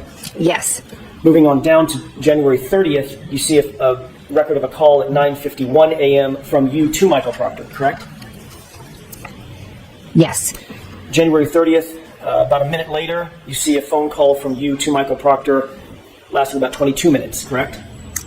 yes, January 30th at approximately 4:45 p.m., you see a call from Michael Proctor to you, call lasting about 10 minutes. correct. Going on to the next day, January 31st, you see a phone call from you to Michael Proctor at 11:51 a.m., just before noon, lasting about 4 minutes, correct? Yes. Take a look at the second document, if you will. That covers that document, or that time frame. The second document, you should see some highlights, and I'm going to ask you to start where there's a tab at February 14, 2022. Let's see the other document. This one has the February 14th. There you go. Thank you, Ms. McCabe. Taking a look at that document, and by the way, for the record, which one is that, M or N? This is M. M as in Mary. Mary, yes. Thank you. Do you see a record of a phone call on February 14th at about 3:55 p.m., lasting about 17 minutes between you and Michael Proctor? Yes. February 17th at about 5:19 p.m., is there a record of a call between you and Michael Proctor at that time? Yes. February 28th at about 12:48 p.m., is there a record of a call between you and Michael Proctor? Yes. On the same date, February 28th, do you see a call at 4:34 p.m. with you and Michael Proctor? Yes. March 1st at 10:16 a.m. Do you see a record of a call between you and Michael Proctor lasting 10 minutes? Yes. March 1st, you should see two calls, one at 4:51 p.m. and one at 5:06 p.m. Do you see those two calls between you and Michael Proctor? Yes. One was 1 minute and the other was 2. Thank you. Yes. And staying on that same date, at 5:50 p.m., do you see a call on March 1st between you and Michael Proctor lasting about 12 minutes? Yes. And then finally on March 29th, 2022, do you see a call at about 3:27 p.m. lasting about 4 minutes? I'm sorry, what was the date? March 29th? Oh, okay, yes. Okay, and that's about a 4-minute call at 3:27 in the afternoon. Yes. Okay, and you had in fact, and that's all I have on those records. Thank you for Okay. that, Ms. McCabe. You had in fact met Michael Proctor in person on January 29th, correct? Yes. He was actually in your home and personally interviewed you, correct? Yes. Not only did you have him in your home, it was for the purpose of a formal interview between the two of you in person. Is that right? Yes. That was the time that Brian Albert was there Yes. in your home as well. Yes. And you had at least, I think we went through about 14 phone calls with Michael Proctor in just the next days and weeks, going all the way up through February and March. We've just gone over those, correct? Yes, there are calls, but you're right about the number of calls, but some of them, I don't even know if they were answered. And of course, that doesn't, and that may be true, but you're communicating back and forth, certainly, Yes. in the weeks and months following. Yes. And that doesn't include those records, just for brevity's sake, those records stop in March. But there were more communications in April, May, June, July, August, correct? I'm not sure about that. I don't know. I think initially we communicated, but I'm not sure how long it went. So, And then I know we started communicating again in the summer of 23, I believe, or April of 23. so you had spoken with Michael Proctor on the phone many times. We've just gone over those records, correct? Yes. You met him in person on the 29th. Yes, when he came to interview me at my house, correct? You just took the words out of my mouth. That was for a formal interview with you, correct? Yes. And it was in your house that you met him for that formal interview. Yes. And that was probably for some time. It wasn't a 2-minute conversation. No. Then in September or October of 2023, you were interviewed by Lieutenant Tully, correct? I have been interviewed by Lieutenant Tully. I don't recall the date. And you indicated just now that you began picking up conversations with Michael Proctor again in the summer of 2023, correct? Yes. So there were many more communications at that time, just before the September-October timeframe of 2023. Yes, but that was in regards to something different than this case. Not the subject matter, but you had met him and talked to him more times in the summer of 2023, correct? I never met with him. I just spoke with him. Okay. In that interview with Trooper Tully, you were specifically asked about your relationship with Michael Proctor when Trooper Tully sat down with you in that, I think it was a September or maybe it was an October interview, correct? I don't remember the specifics of the interview. He asked you specifically whether or not you had met Michael Proctor, whether or not you had any sort of relationship with Michael Proctor. Is that right? I'm not sure the specifics of the interview. Isn't it true that you told Lieutenant Tully that you had, quote, never met Trooper Proctor prior to September of 2023? No, because Michael Proctor was in my house in January of 2022. Exactly. The interview with Trooper Tully in that fall of 2023, where did that take place? I don't recall. Do you recall telling Trooper Tully that you had never met Elizabeth Proctor or Michael Proctor prior to September 2023? No. would refresh your recollection if you saw a copy of Lieutenant Tully's report.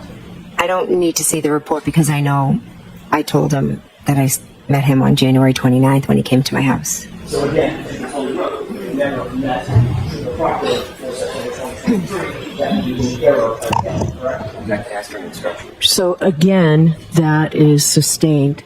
Ladies and gentlemen, I instructed you on previous questions regarding the same type of thing, whether another witness is lying or not. Disregard the question and move on, Mr. Jackson.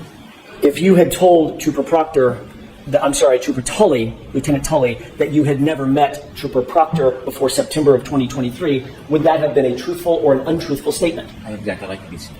Okay. Come to sidebar, please. Next question. May I? Did you tell Trooper Tully, quote, you had never met Elizabeth Proctor or Michael Proctor prior to September 2023, end quote? I had never met Elizabeth That's not my Proctor question. prior. Well, there was a, Did you tell Trooper Tully, Lieutenant Tully, that quote? if I can break that quote up because it's two thick parts. No, you can't. So My this has question been is asked that and answered. Move on, Mr. Jackson. Do you deny, as you sit here, telling Lieutenant Tully that quote that I just read? Do you deny it? Sustained. Move along. The question's been answered. Let's talk for a second about your phone calls to John O'Keefe on January 29th, 2022. I'd like to go through those calls with you briefly, if I could. Your Honor, this has previously been marked Exhibit 26. Okay. Mr. Brennan has a copy, if I may. Yes. Thank you. Talk to someone. Thanks. You've indicated on direct examination and earlier on cross-examination that you had multiple phone calls to Mr. O'Keefe in the early morning hours of January 29th, 2022, correct? Correct. Those phone calls ranged from about 12:14 a.m. until about 12:50 a.m., correct? There was a call at 12:14 and then at 12:18. I'm sorry, I'm bracketing it. The calls I were between... apologize. That's okay. 12:14 all the way to about 12:50, correct? Are you saying 15? 50, 50. Oh, 50. Oh, sorry, I apologize.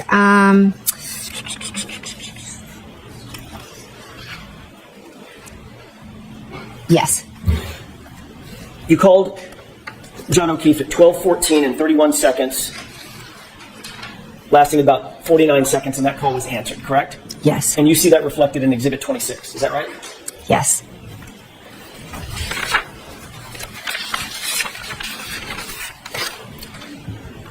Going in reverse chronological order on this exhibit, you also see a call at 12:18 and 47 seconds, wherein John O'Keefe calls your phone, lasting about 36 seconds, is that right?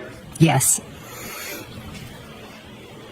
You know that call was answered, even though it says unknown in the document, correct?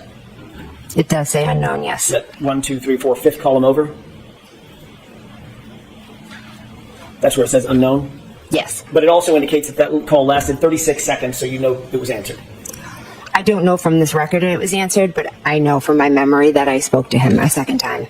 Yes. You also made a call, moving up to the page before this, starting at the bottom of the page. At 12:29 and 44 seconds, there's a call from you to John O'Keefe's phone, lasting 7 seconds, correct? That's what it says. And the record indicates that it was an answered phone call, correct? According to the record, it was answered, but I never spoke to him. You deny speaking to John O'Keefe at 12:29 and 44 seconds. Yes, I never spoke to him after 12:18. Okay. Moving up, 12:41 and 10 seconds. There's a call from you to John O'Keefe's phone indicating that was missed. You see where it says missed? I do. 12:41 and 59 seconds. There was another call from your phone to John's phone, and that was also indicated as missed. Correct? Correct. 12:43, 19 seconds. You called John O'Keefe. That was a missed call. Correct.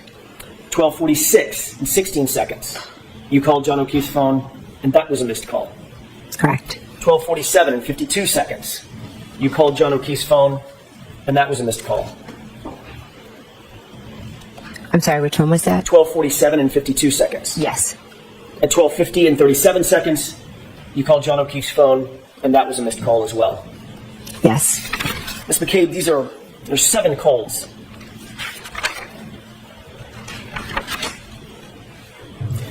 That you indicate you made to John O'Keefe's phone and that were missed. Is that right? According to this record, yes, there And were that, calls that missed. comports with your memory, correct? You indicated that you'd called him multiple times that morning and there were missed calls, right?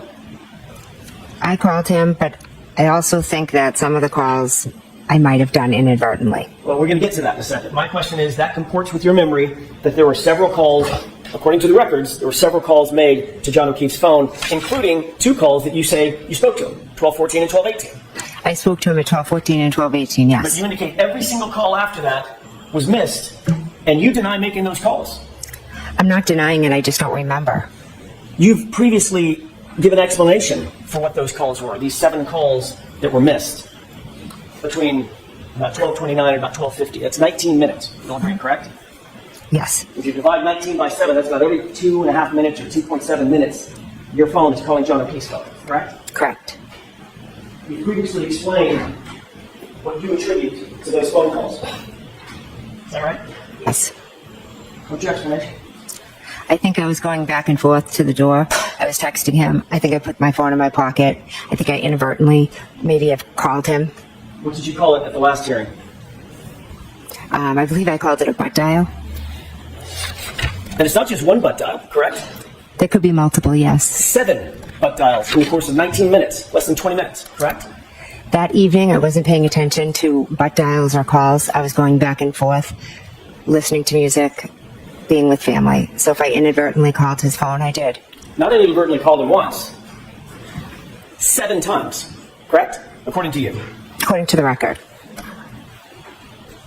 And we only know about these calls because you're looking at an extraction of John O'Keefe's phone, correct? Correct, but I also turned over my phone, so you could have gotten all of that off of my phone as well. And you're well aware that an extraction was done on your phone and not one of those butt dials appears on your phone extraction, correct? Objection. Are you aware of that? I am not aware of that. Next question. Weren't you confronted with that at the last hearing a year ago? Whether or not those phone calls actually exist on your phone logs? Objection. Do you remember that? I remember you asking previously, yes.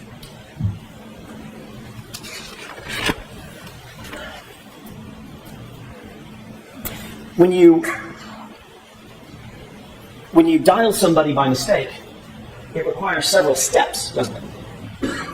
I'm not sure. A lot of times I just put my phone down, and the next thing I know, I think it's very common to do butt dials. So you have an iPhone, is that right? You had an iPhone. I do, yes. And that iPhone required a biometric or a passcode to get into the open phone. Mine's not open right now, right? It's not open, correct? And it requires, your phone required some sort of biometric interaction with the phone, for whether it's Face ID, or you put in a code, correct? Yes, or I could have been texting, and then after I texted, the phone was open, and I could have accidentally called John. That happens to me all the time. It also requires you to open the phone app, correct? For instance, if you're texting, you're in the text app. Is that right? Actually, I'm not. I'd have to sit and look at it Well, no. Make phone calls. every day. Every day. Every day. Yeah. Hundreds of times a day, right? Not hundreds. Dozens of times a day. Yeah. You have to open the phone app to make a phone call. You can't call somebody from the texting app, right? Is that right? I'm not sure. I don't know what to tell you. There's a list of apps at the bottom of the phone. Yes. Messages. Phone. Right? Is that nice? Yes, and maybe I accidentally hit the last thing, the last call. Like, since I had talked to John, At this point, I would ask that you approach to instruct the witness to answer my question. I believe she is. Go ahead and finish. No, let me approach. Okay.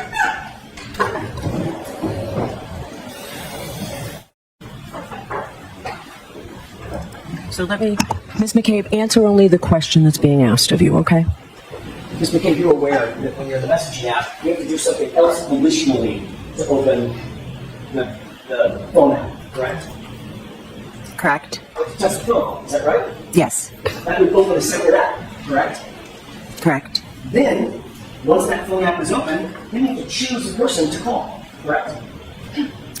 Yes, sometimes the last dialed. Right. Yeah. If that happens to be the last dial, scroll through, pick a person, make one tap, and that calls the person and initiates the call, correct? That is one way, yes. But if you get out of the app, I'm sorry, if you close your phone, hit the lock button after a text message, none of that can happen without you having to open the phone and engage the phone additionally, correct? If you hit the button to lock it, yes. Right. So you indicated that these are all missed calls. Is that right? That's what the records show, yes. In addition to a missed call, you've had missed calls before. You both received a missed call and you've made calls that were missed. Is that right? Yes. When you make a call that's missed, it generally goes to voicemail, does it not? It does, yes. So then you have to do something additional with that call. Push the end button. Correct? Correct. Otherwise, voicemails just go on forever. Actually, they go on for 4 minutes. Right?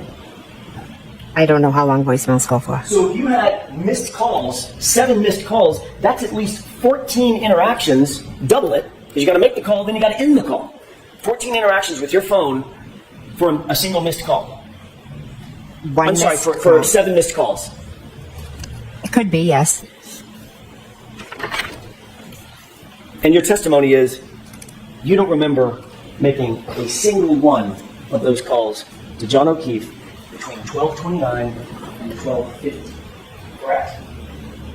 I do not remember making those calls, no. As you sit here, you deny making those calls between 12:29 and 12:50 to John O'Keefe. Oh, I'm not denying that, no.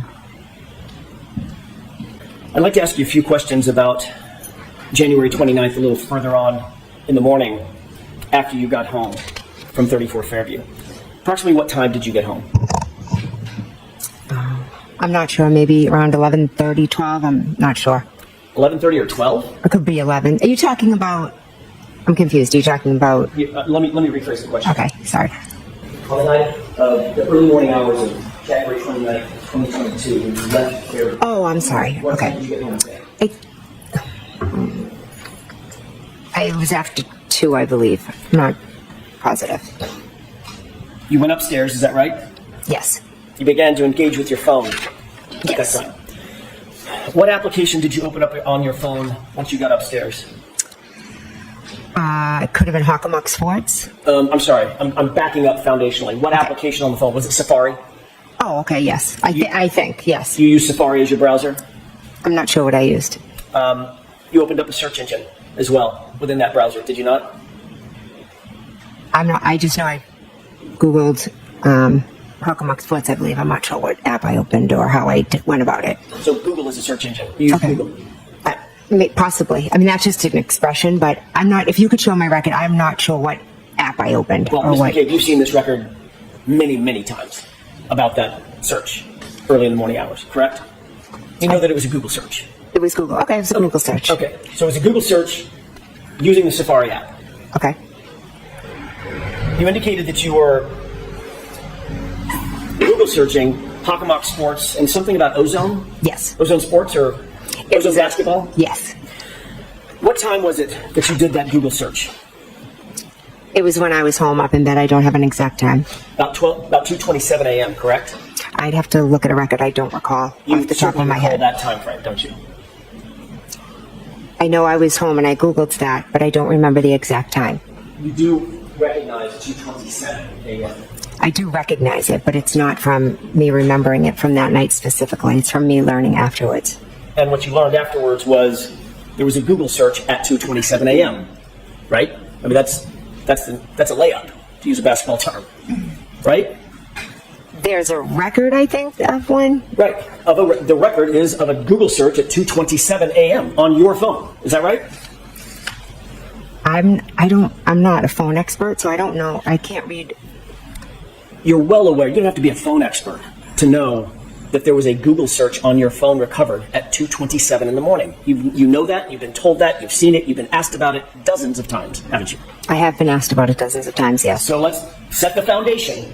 There was a Google search on your phone at 2:27 a.m., correct? Which Google search are you referring to? It doesn't matter, Ms. McCabe.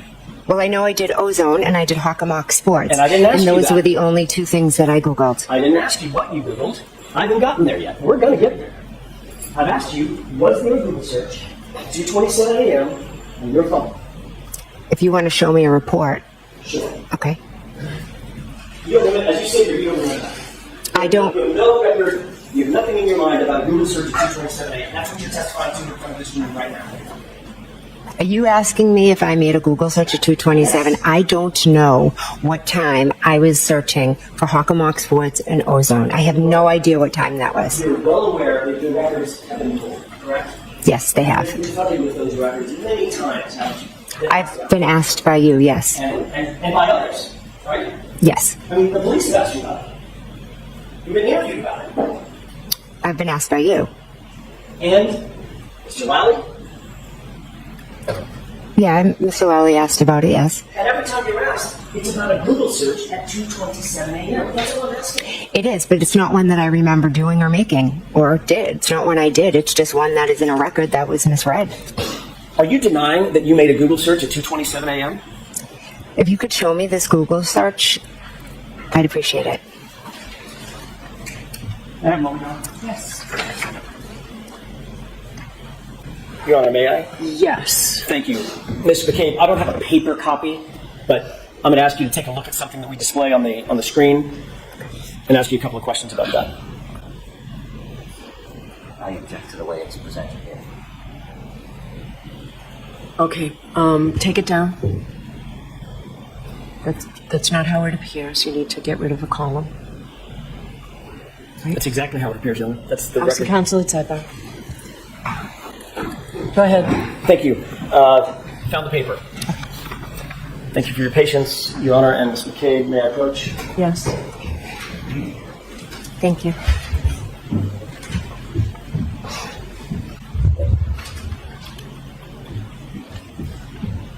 You indicated you wanted to see a record, Ms. McCabe. Did you see a record that indicated a Google search? Not what the contents of the Google search is, but there was a Google search. I just saw a Celebrate record, yes. And did you see the time of the Google search? On that record, yes. Is it 2:27 a.m., correct? Yes. Ultimately, you will agree that there was a Google search done, and now I'm going to ask about the content of Hoslong to Die in Cold, correct? That was done in the morning at the request of Miss Reed. McCabe, I didn't ask you that. I asked you a yes or no question. Did you understand my question? Could you repeat it, please? Sure, I'd be happy to. Thank you. Did that record indicate that there was a search at some point done, at some point, for Hoslong to Die in Cold? I object to recovery on the record. Was there a search on that at some point? On that paper, was there a search that said that? Is that the question? Let's start with that. Yes. Yeah, there was. Okay. Now let me ask you a different question. You Google searched the phrase Hoslong to Die in Cold. Yes or no? Yes. On January 29th, correct? Yes. So you agree that you were on Google, correct? Yes. You agree that there was a search done at 2:27 a.m., correct? I don't recall doing a search at 2:27. The paper says it. I don't. Okay. And you also agree that at some point that morning, you plugged into that phone Hoslong to Die in Cold. Is that right? Yes. After we found John O'Keefe. Now, you claim that that was at 6:23 and at 6:24 in the morning. Two iterations of How Long to Die in the Cold. Hoslong to Die in Cold. How Long T.I. Die in CIKD, correct? I'm not claiming it. It's the truth. It's what happened. You're testifying to that. Yes, I am.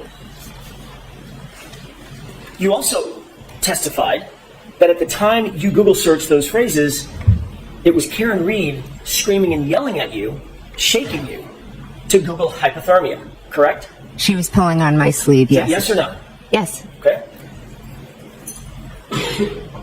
You have discussed this Google search and the issue of the hypothermia with Carrie Roberts, correct? I told her in the days following. You discussed it? Yes. You discussed it in the days following January 29th, correct? Yes. You discussed it before her testimony at the grand jury, correct?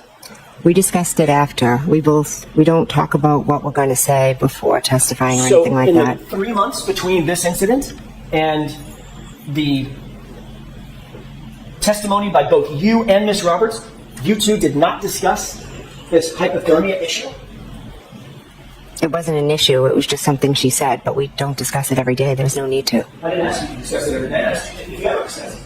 Originally, yes, we did discuss it in the first days following all of And this. that would have been before either one of you testified at the grand jury, correct? Yes. And we know that you were with her during her, just before her testimony at the grand jury. Is that right? Yes. And you're certainly aware that at the grand jury, that in prior testimony, Carrie Roberts corroborated your statement that Karen Reed demanded to Google hypothermia. Ask it differently, Mr. Jackson. Are you aware that Carrie Roberts, well, let me ask it a different way. Have you and Carrie Roberts ever discussed the fact that she corroborated your statement that Karen Reed demanded that you Google hypothermia? No. She ever told you that? No. Did you ever ask her that? No. Did you two discuss your statement that Karen Reed was the one that demanded that search? Karen Reed did ask me to do the search, yes. Okay, that's not what I asked you. Did you and Carrie Roberts discuss that? Yes, we've talked about that. Are you aware that last week Carrie Roberts denied hearing that statement? Sustained. Have you been told, have you been updated that last week Carrie Roberts denied ever having heard that statement? Sustained. May we approach? Yes. So, just one question on this. Just one question on this, please, Mr. Jackson. Have you become aware from any source that last week Carrie Roberts denied having heard the statement attributable to my client? No. Aware of that? No.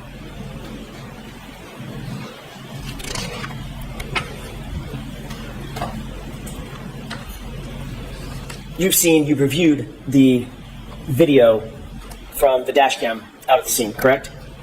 I've seen it, yes. You're aware that there is no video showing my client demanding a Google search anywhere in this case, correct? I'm not sure what what cameras were where. You're aware that there's no audio of my client demanding a Google search, correct? Correct. You're unaware of any witness who can corroborate your statement that my client demanded a Google search. Any witness at all. It was just the two of us. She had sent Carrie off. So, of course, Carrie Roberts is not such corroborating witness. Is that right? At least you understand that. Can you rephrase the question, please? Carrie Roberts is not a corroborating witness for you. You understand that? You just said that. Yes, Carrie, I don't believe heard it. She So was it's- sent off. So it's your word and your word only, Ms. McCabe, that my client demanded a Google search. Is that right? Yes. Yes. Ms. McCabe, you were with Carrie Roberts just before her grand jury testimony. Is that right? Yes. You had been with her to create a timeline of a version of events that occurred, correct? I wouldn't say a version of events. We each put down what we remembered. She saw what you put down, you saw what she put down, Yes. and you compared and contrasted those with each other to create that timeline, correct? No, we didn't compare and contrast. I said she called me, she said this, then Carrie, and someone was writing it down for us. That would be your sister, who? It was my sister, yes. Which sister? My sister Denise What's your last name? Galvin. Is she here? She is here, yes. Where is she? She's sitting over there. Can you point to her and describe what she's wearing? Sure, she's over there in the back with the striped shirt on. Between the gentleman in the purple and the gentleman in the black? Yes.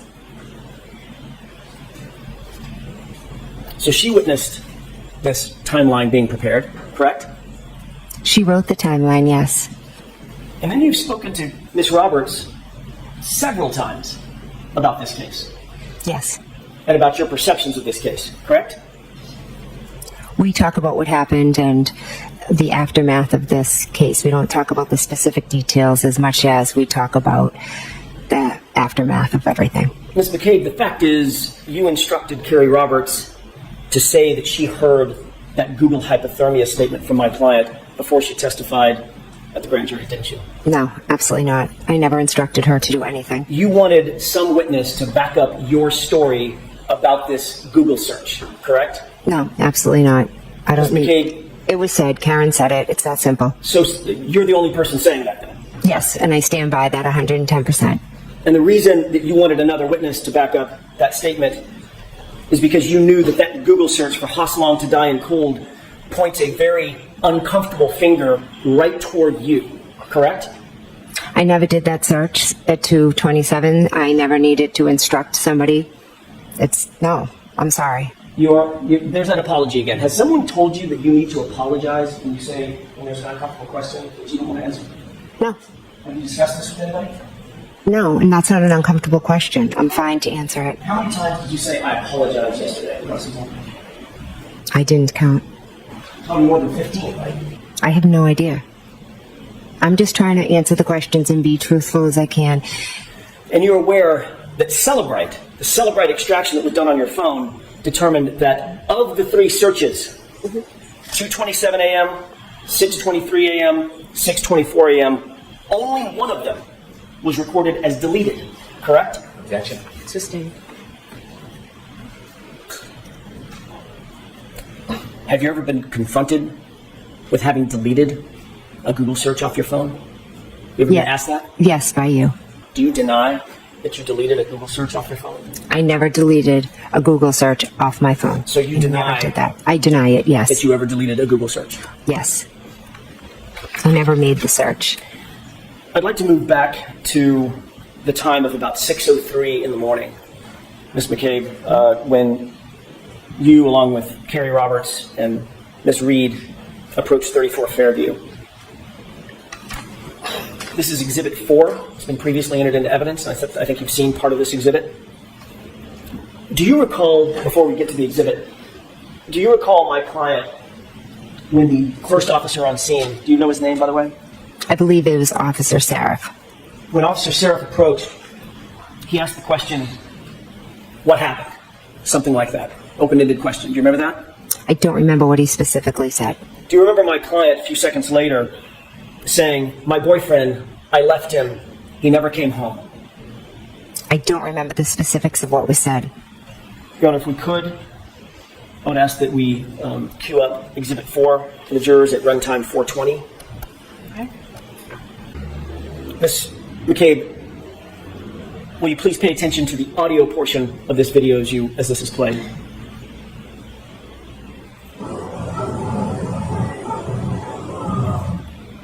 Did you hear that? I heard something. Could you hear my client? It sounded like Ms. Reed. It sounded like a female. Did it sound like Ms. Reed? Female? I'm not sure. Could I listen to it again? With the information one more time? One more time.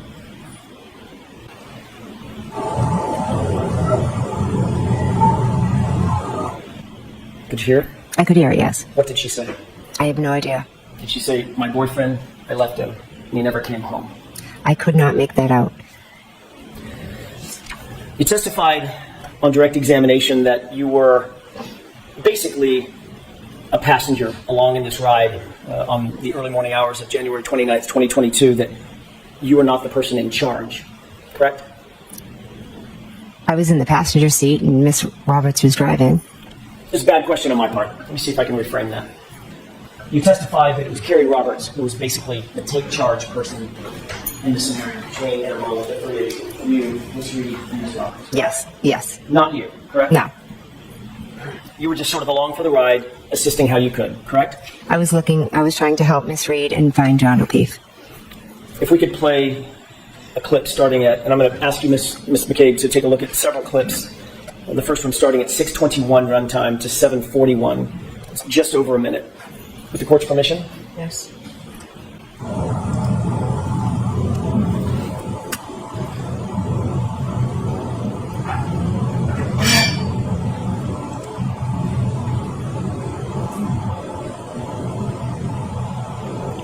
Pause this. Do you recognize the 3 individuals in the foreground of this video? I do, yes. Can you start from left to right and describe for the jurors who we're looking at? I believe that's me in the black coat. To the right of me is Miss Roberts, and on the other side of the car is Miss Reed. Miss Roberts has, just to distinguish, Miss Roberts seemed to have fur on her hood where you did not. Yes. If you could go ahead and play that, please.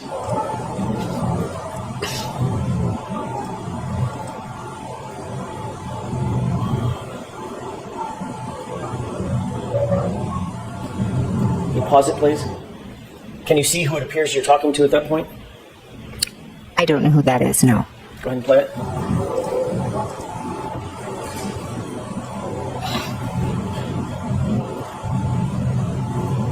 Pause it. Does it appear that you're engaged in conversation with that person while Miss Roberts is attending to something in the truck and Miss Reed is running back and forth? Yes, I was speaking to whoever that was. Do you believe that was a police officer? I believe, yes. Go ahead and play it.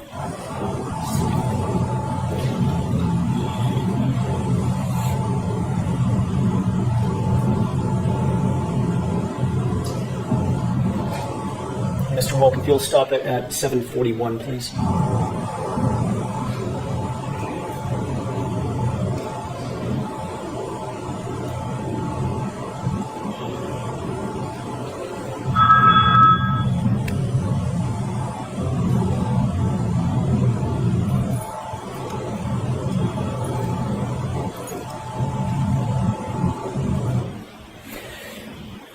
Could you see what was depicted in the video? Forgot that minute and 10-second runtime. Yes. Did it appear that you were engaged in conversation with that other person? Yes. When that other person walked away, could you see his jacket? I couldn't make it out now. Did it appear to be he was a police officer? I'm going to assume it was a police officer, yes. Okay. In that video, who looks most like she is taking charge? You or Carrie Roberts? Objection. Sustained. Does it appear in that video that you're the one controlling the narrative, at least with law enforcement at that point? Objection. Sustained. Does it appear in that video that you're the one engaging in conversation with law enforcement while Carrie Roberts and Miss Reed are otherwise occupied? I am speaking with law enforcement, yes. Can we move to runtime 8:56?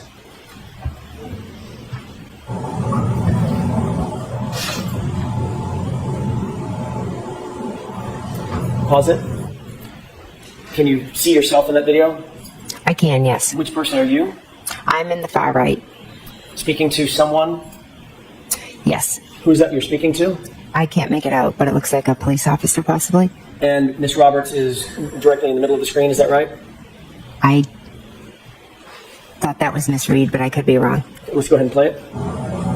And at 9:26, you'll stop, please.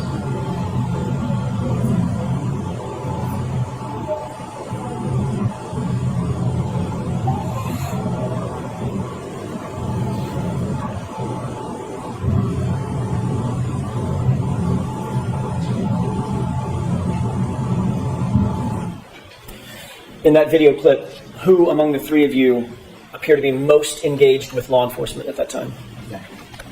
Can you tell? Can you answer that, Ms. Reed? Can you answer that, Ms. McCabe? Yes, I can. I was speaking to police officers, yes. I was trying to help them. Okay. Can we go to runtime 10:49? This will be from 10:49 to 11:55, Mr. Wolk. Can you pause it? Who is it that's just gesticulating in the video? That is me. Can you go ahead and play it?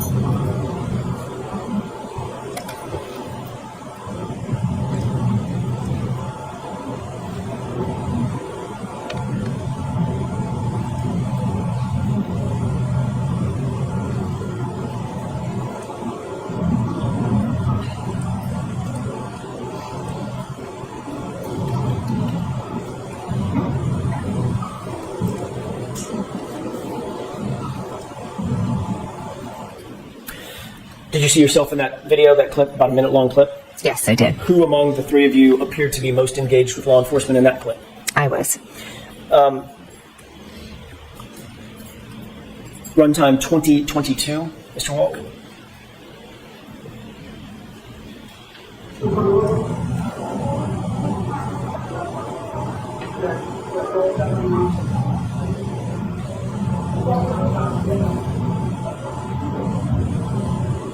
Stop it. Do you see yourself in that video? I do, yes. You just walked in from frame right? Yes. From frame right going left? Yes, behind Miss Roberts. Okay, and that's Yes. you right in the middle of the screen? Yes, it is. And Miss Roberts had already run through, went to her SUV, correct? Yes. Okay, go ahead and play. This is about a 2-minute clip for the court's edification. All right. And this is the last of them.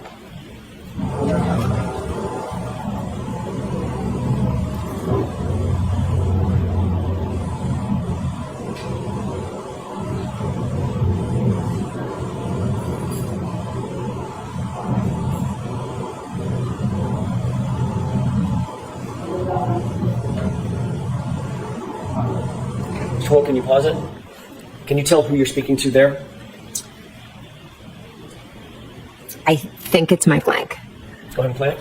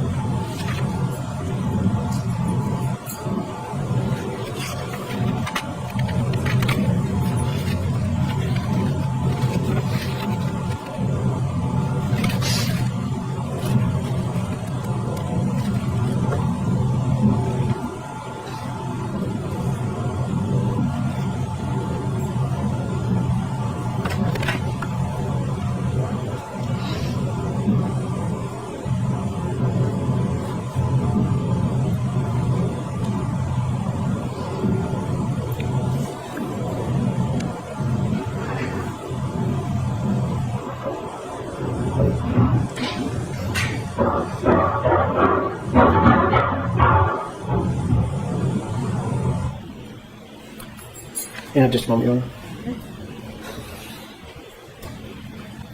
Ms. McCabe, who was most engaged in that clip with law enforcement?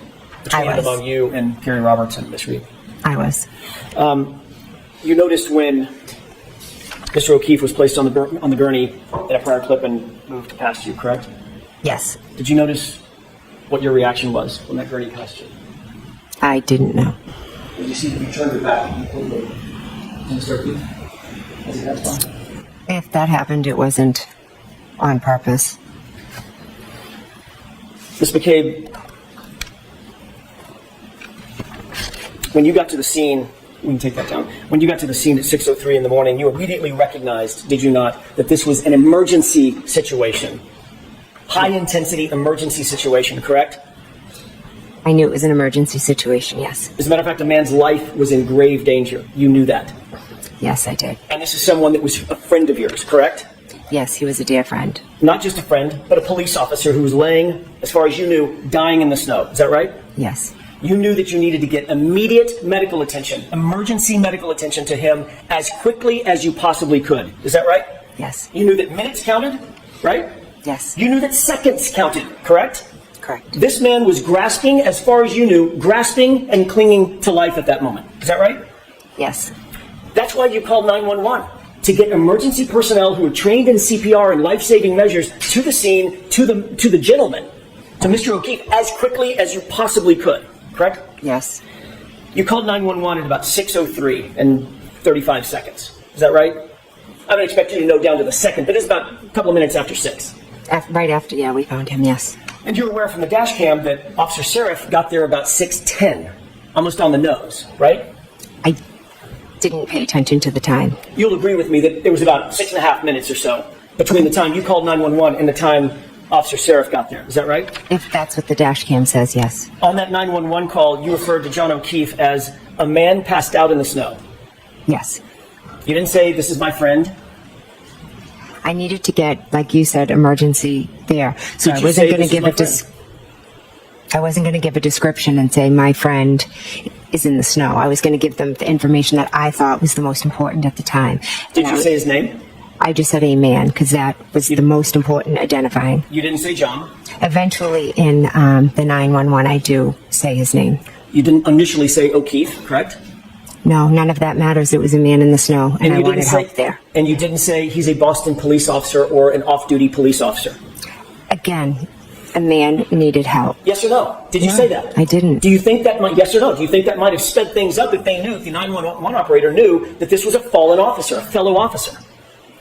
I think 911 comes to everyone equally. I don't think they would have. Do you think that might have been something important to relay to the 911 officials? I don't know.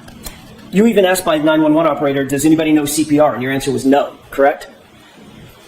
I'd have to listen to it to remember my exact answers. But it was basically in the negative. No, we're not professionals. We're just out here doing the best we can, correct? I wouldn't say that, no. You didn't believe Karen Reed knew CPR? I didn't know. I don't think I answered that question. I don't think it was asked. You didn't know if Carrie Roberts knew CPR, correct? I didn't know if they knew CPR, correct? And none of you were paramedics? No. None of you were first responders? No. None of you were trained in emergency life-saving techniques in any way, correct? Correct. I have a question, Miss McCabe. On all of Fairview, the entire road between Chapman and Cedar Crest, can you think of any person on that road who might have had life-saving techniques trained into them? First responder, someone who knew how to deal with someone in distress, someone with high skill level training. Do you think of anyone on Fairview who had that kind of training? Can I now or did I then? Which are you asking? Did you then? No, then my focus was on John O'Keefe. Okay, let me narrow the focus. How about on the property? How about at 34 Fairview? Could you think of anyone that was a first responder who would have life-saving training, life-saving technique training under his belt? Yes, my brother-in-law, Brian Albert. And you didn't go in the house, did you? No, I did not. When you arrived at the scene, you didn't go in? Not until much later, correct? Our focus was John. You knew that Brian Albert was inside the house. You'd just been with him hours earlier, correct? Yes. You knew that his window was 30 feet away. You're staring at it. You could look at it if you wanted to, correct? It's off to an angle. And you didn't go in the house then either. I did not know. You knew that John O'Keefe was clinging to life during those precious minutes and seconds. Is that right? I did, yes. And you also knew that Brian Albert, your brother-in-law, was a first responder trained to deal with people in that kind of distress, correct? In that moment, my only thoughts were John and everything we could do for John. And you knew that there were warm blankets inside the house. Is that right? I did, yes. There were warm blankets in the house. And you still never went in, did you? No, I went and attended to John because once I finished calling 911, I went over to John and Carrie Roberts asked me to take over compressions. So I felt like that was more important and 911 was on the way. I never thought about going in the house. I just thought, how can I help John? You never thought about going in the house, but you did pull out your cell phone and make 2 phone calls, didn't you? After I called 911, I tried calling my sister, yes. While John was out in the cold, clinging to life, you were doing chest compressions 607 and 608, were you? I was walking over when I was calling. You were calling your sister on the phone, weren't you? I was calling them to see if they would come out, but I was going right over to work on him. And you could have walked 25 feet to the front door, walked in the house, and screamed for Brian Albert to come out and help you in those precious seconds and minutes, couldn't you? That would have taken me away from helping John, getting Carrie blankets, giving him compressions. And making those 2 very important phone calls at 607 and 608 that you say were not answered, correct? They were not important phone calls. I tried to call my sister, and then I focused on John. They were not important phone calls, but they were important enough for you to make while John is clinging to life right there in front of you, right? As I was walking over, I called to see if she would answer. And she didn't answer. Let's talk about that. She didn't answer according to you. So if we're to talk about it, we're beyond the luncheon break? Your Honor, I have 2 more questions. Okay. And I'll wrap it. Okay. Let's talk about that real quick. Sure. She didn't answer the phone, did she? No, she didn't. So you have a situation where a man is laying dead or dying in the front yard of your sister's house. You see nothing in terms of life inside the house. Lights aren't coming on. They're not getting up. They're certainly not coming outside, right? They were sound asleep They weren't coming outside, were they? because they were asleep. You didn't know if they were asleep. All you knew was there was a severely injured man on the front lawn of their house, and your sister didn't answer the phone, not once, but twice, correct? Correct, she didn't answer the phone. Did you think your sister might have been in peril? Did you think to go inside the house and check that they're okay? I had no reason to think that they weren't okay. You had no reason to believe they weren't okay. A man was dead or dying on their lawn, and your sister not answering the phone, and nobody is coming out to the chaos of Gary Reed screaming on the front lawn. You didn't think there was some reason to believe they could have been in peril? I didn't, because your client was screaming she hit him. She had a cracked taillight. She was crying she hit him. I didn't, but my focus... Can I finish, please? You had solved the crime right then and there. You solved the whole case. No, I didn't. I knew John never came in the house, so I had no concern for anyone's safety inside the house. The reason you didn't go inside the house is because you knew better. You knew better. You knew she wasn't in peril. You knew that Brian Albert wasn't in peril. You weren't worried at all about them, were you? I was not worried at all because something happened on the front lawn that had nothing to do with anything inside that house. You weren't worried about them at all because you knew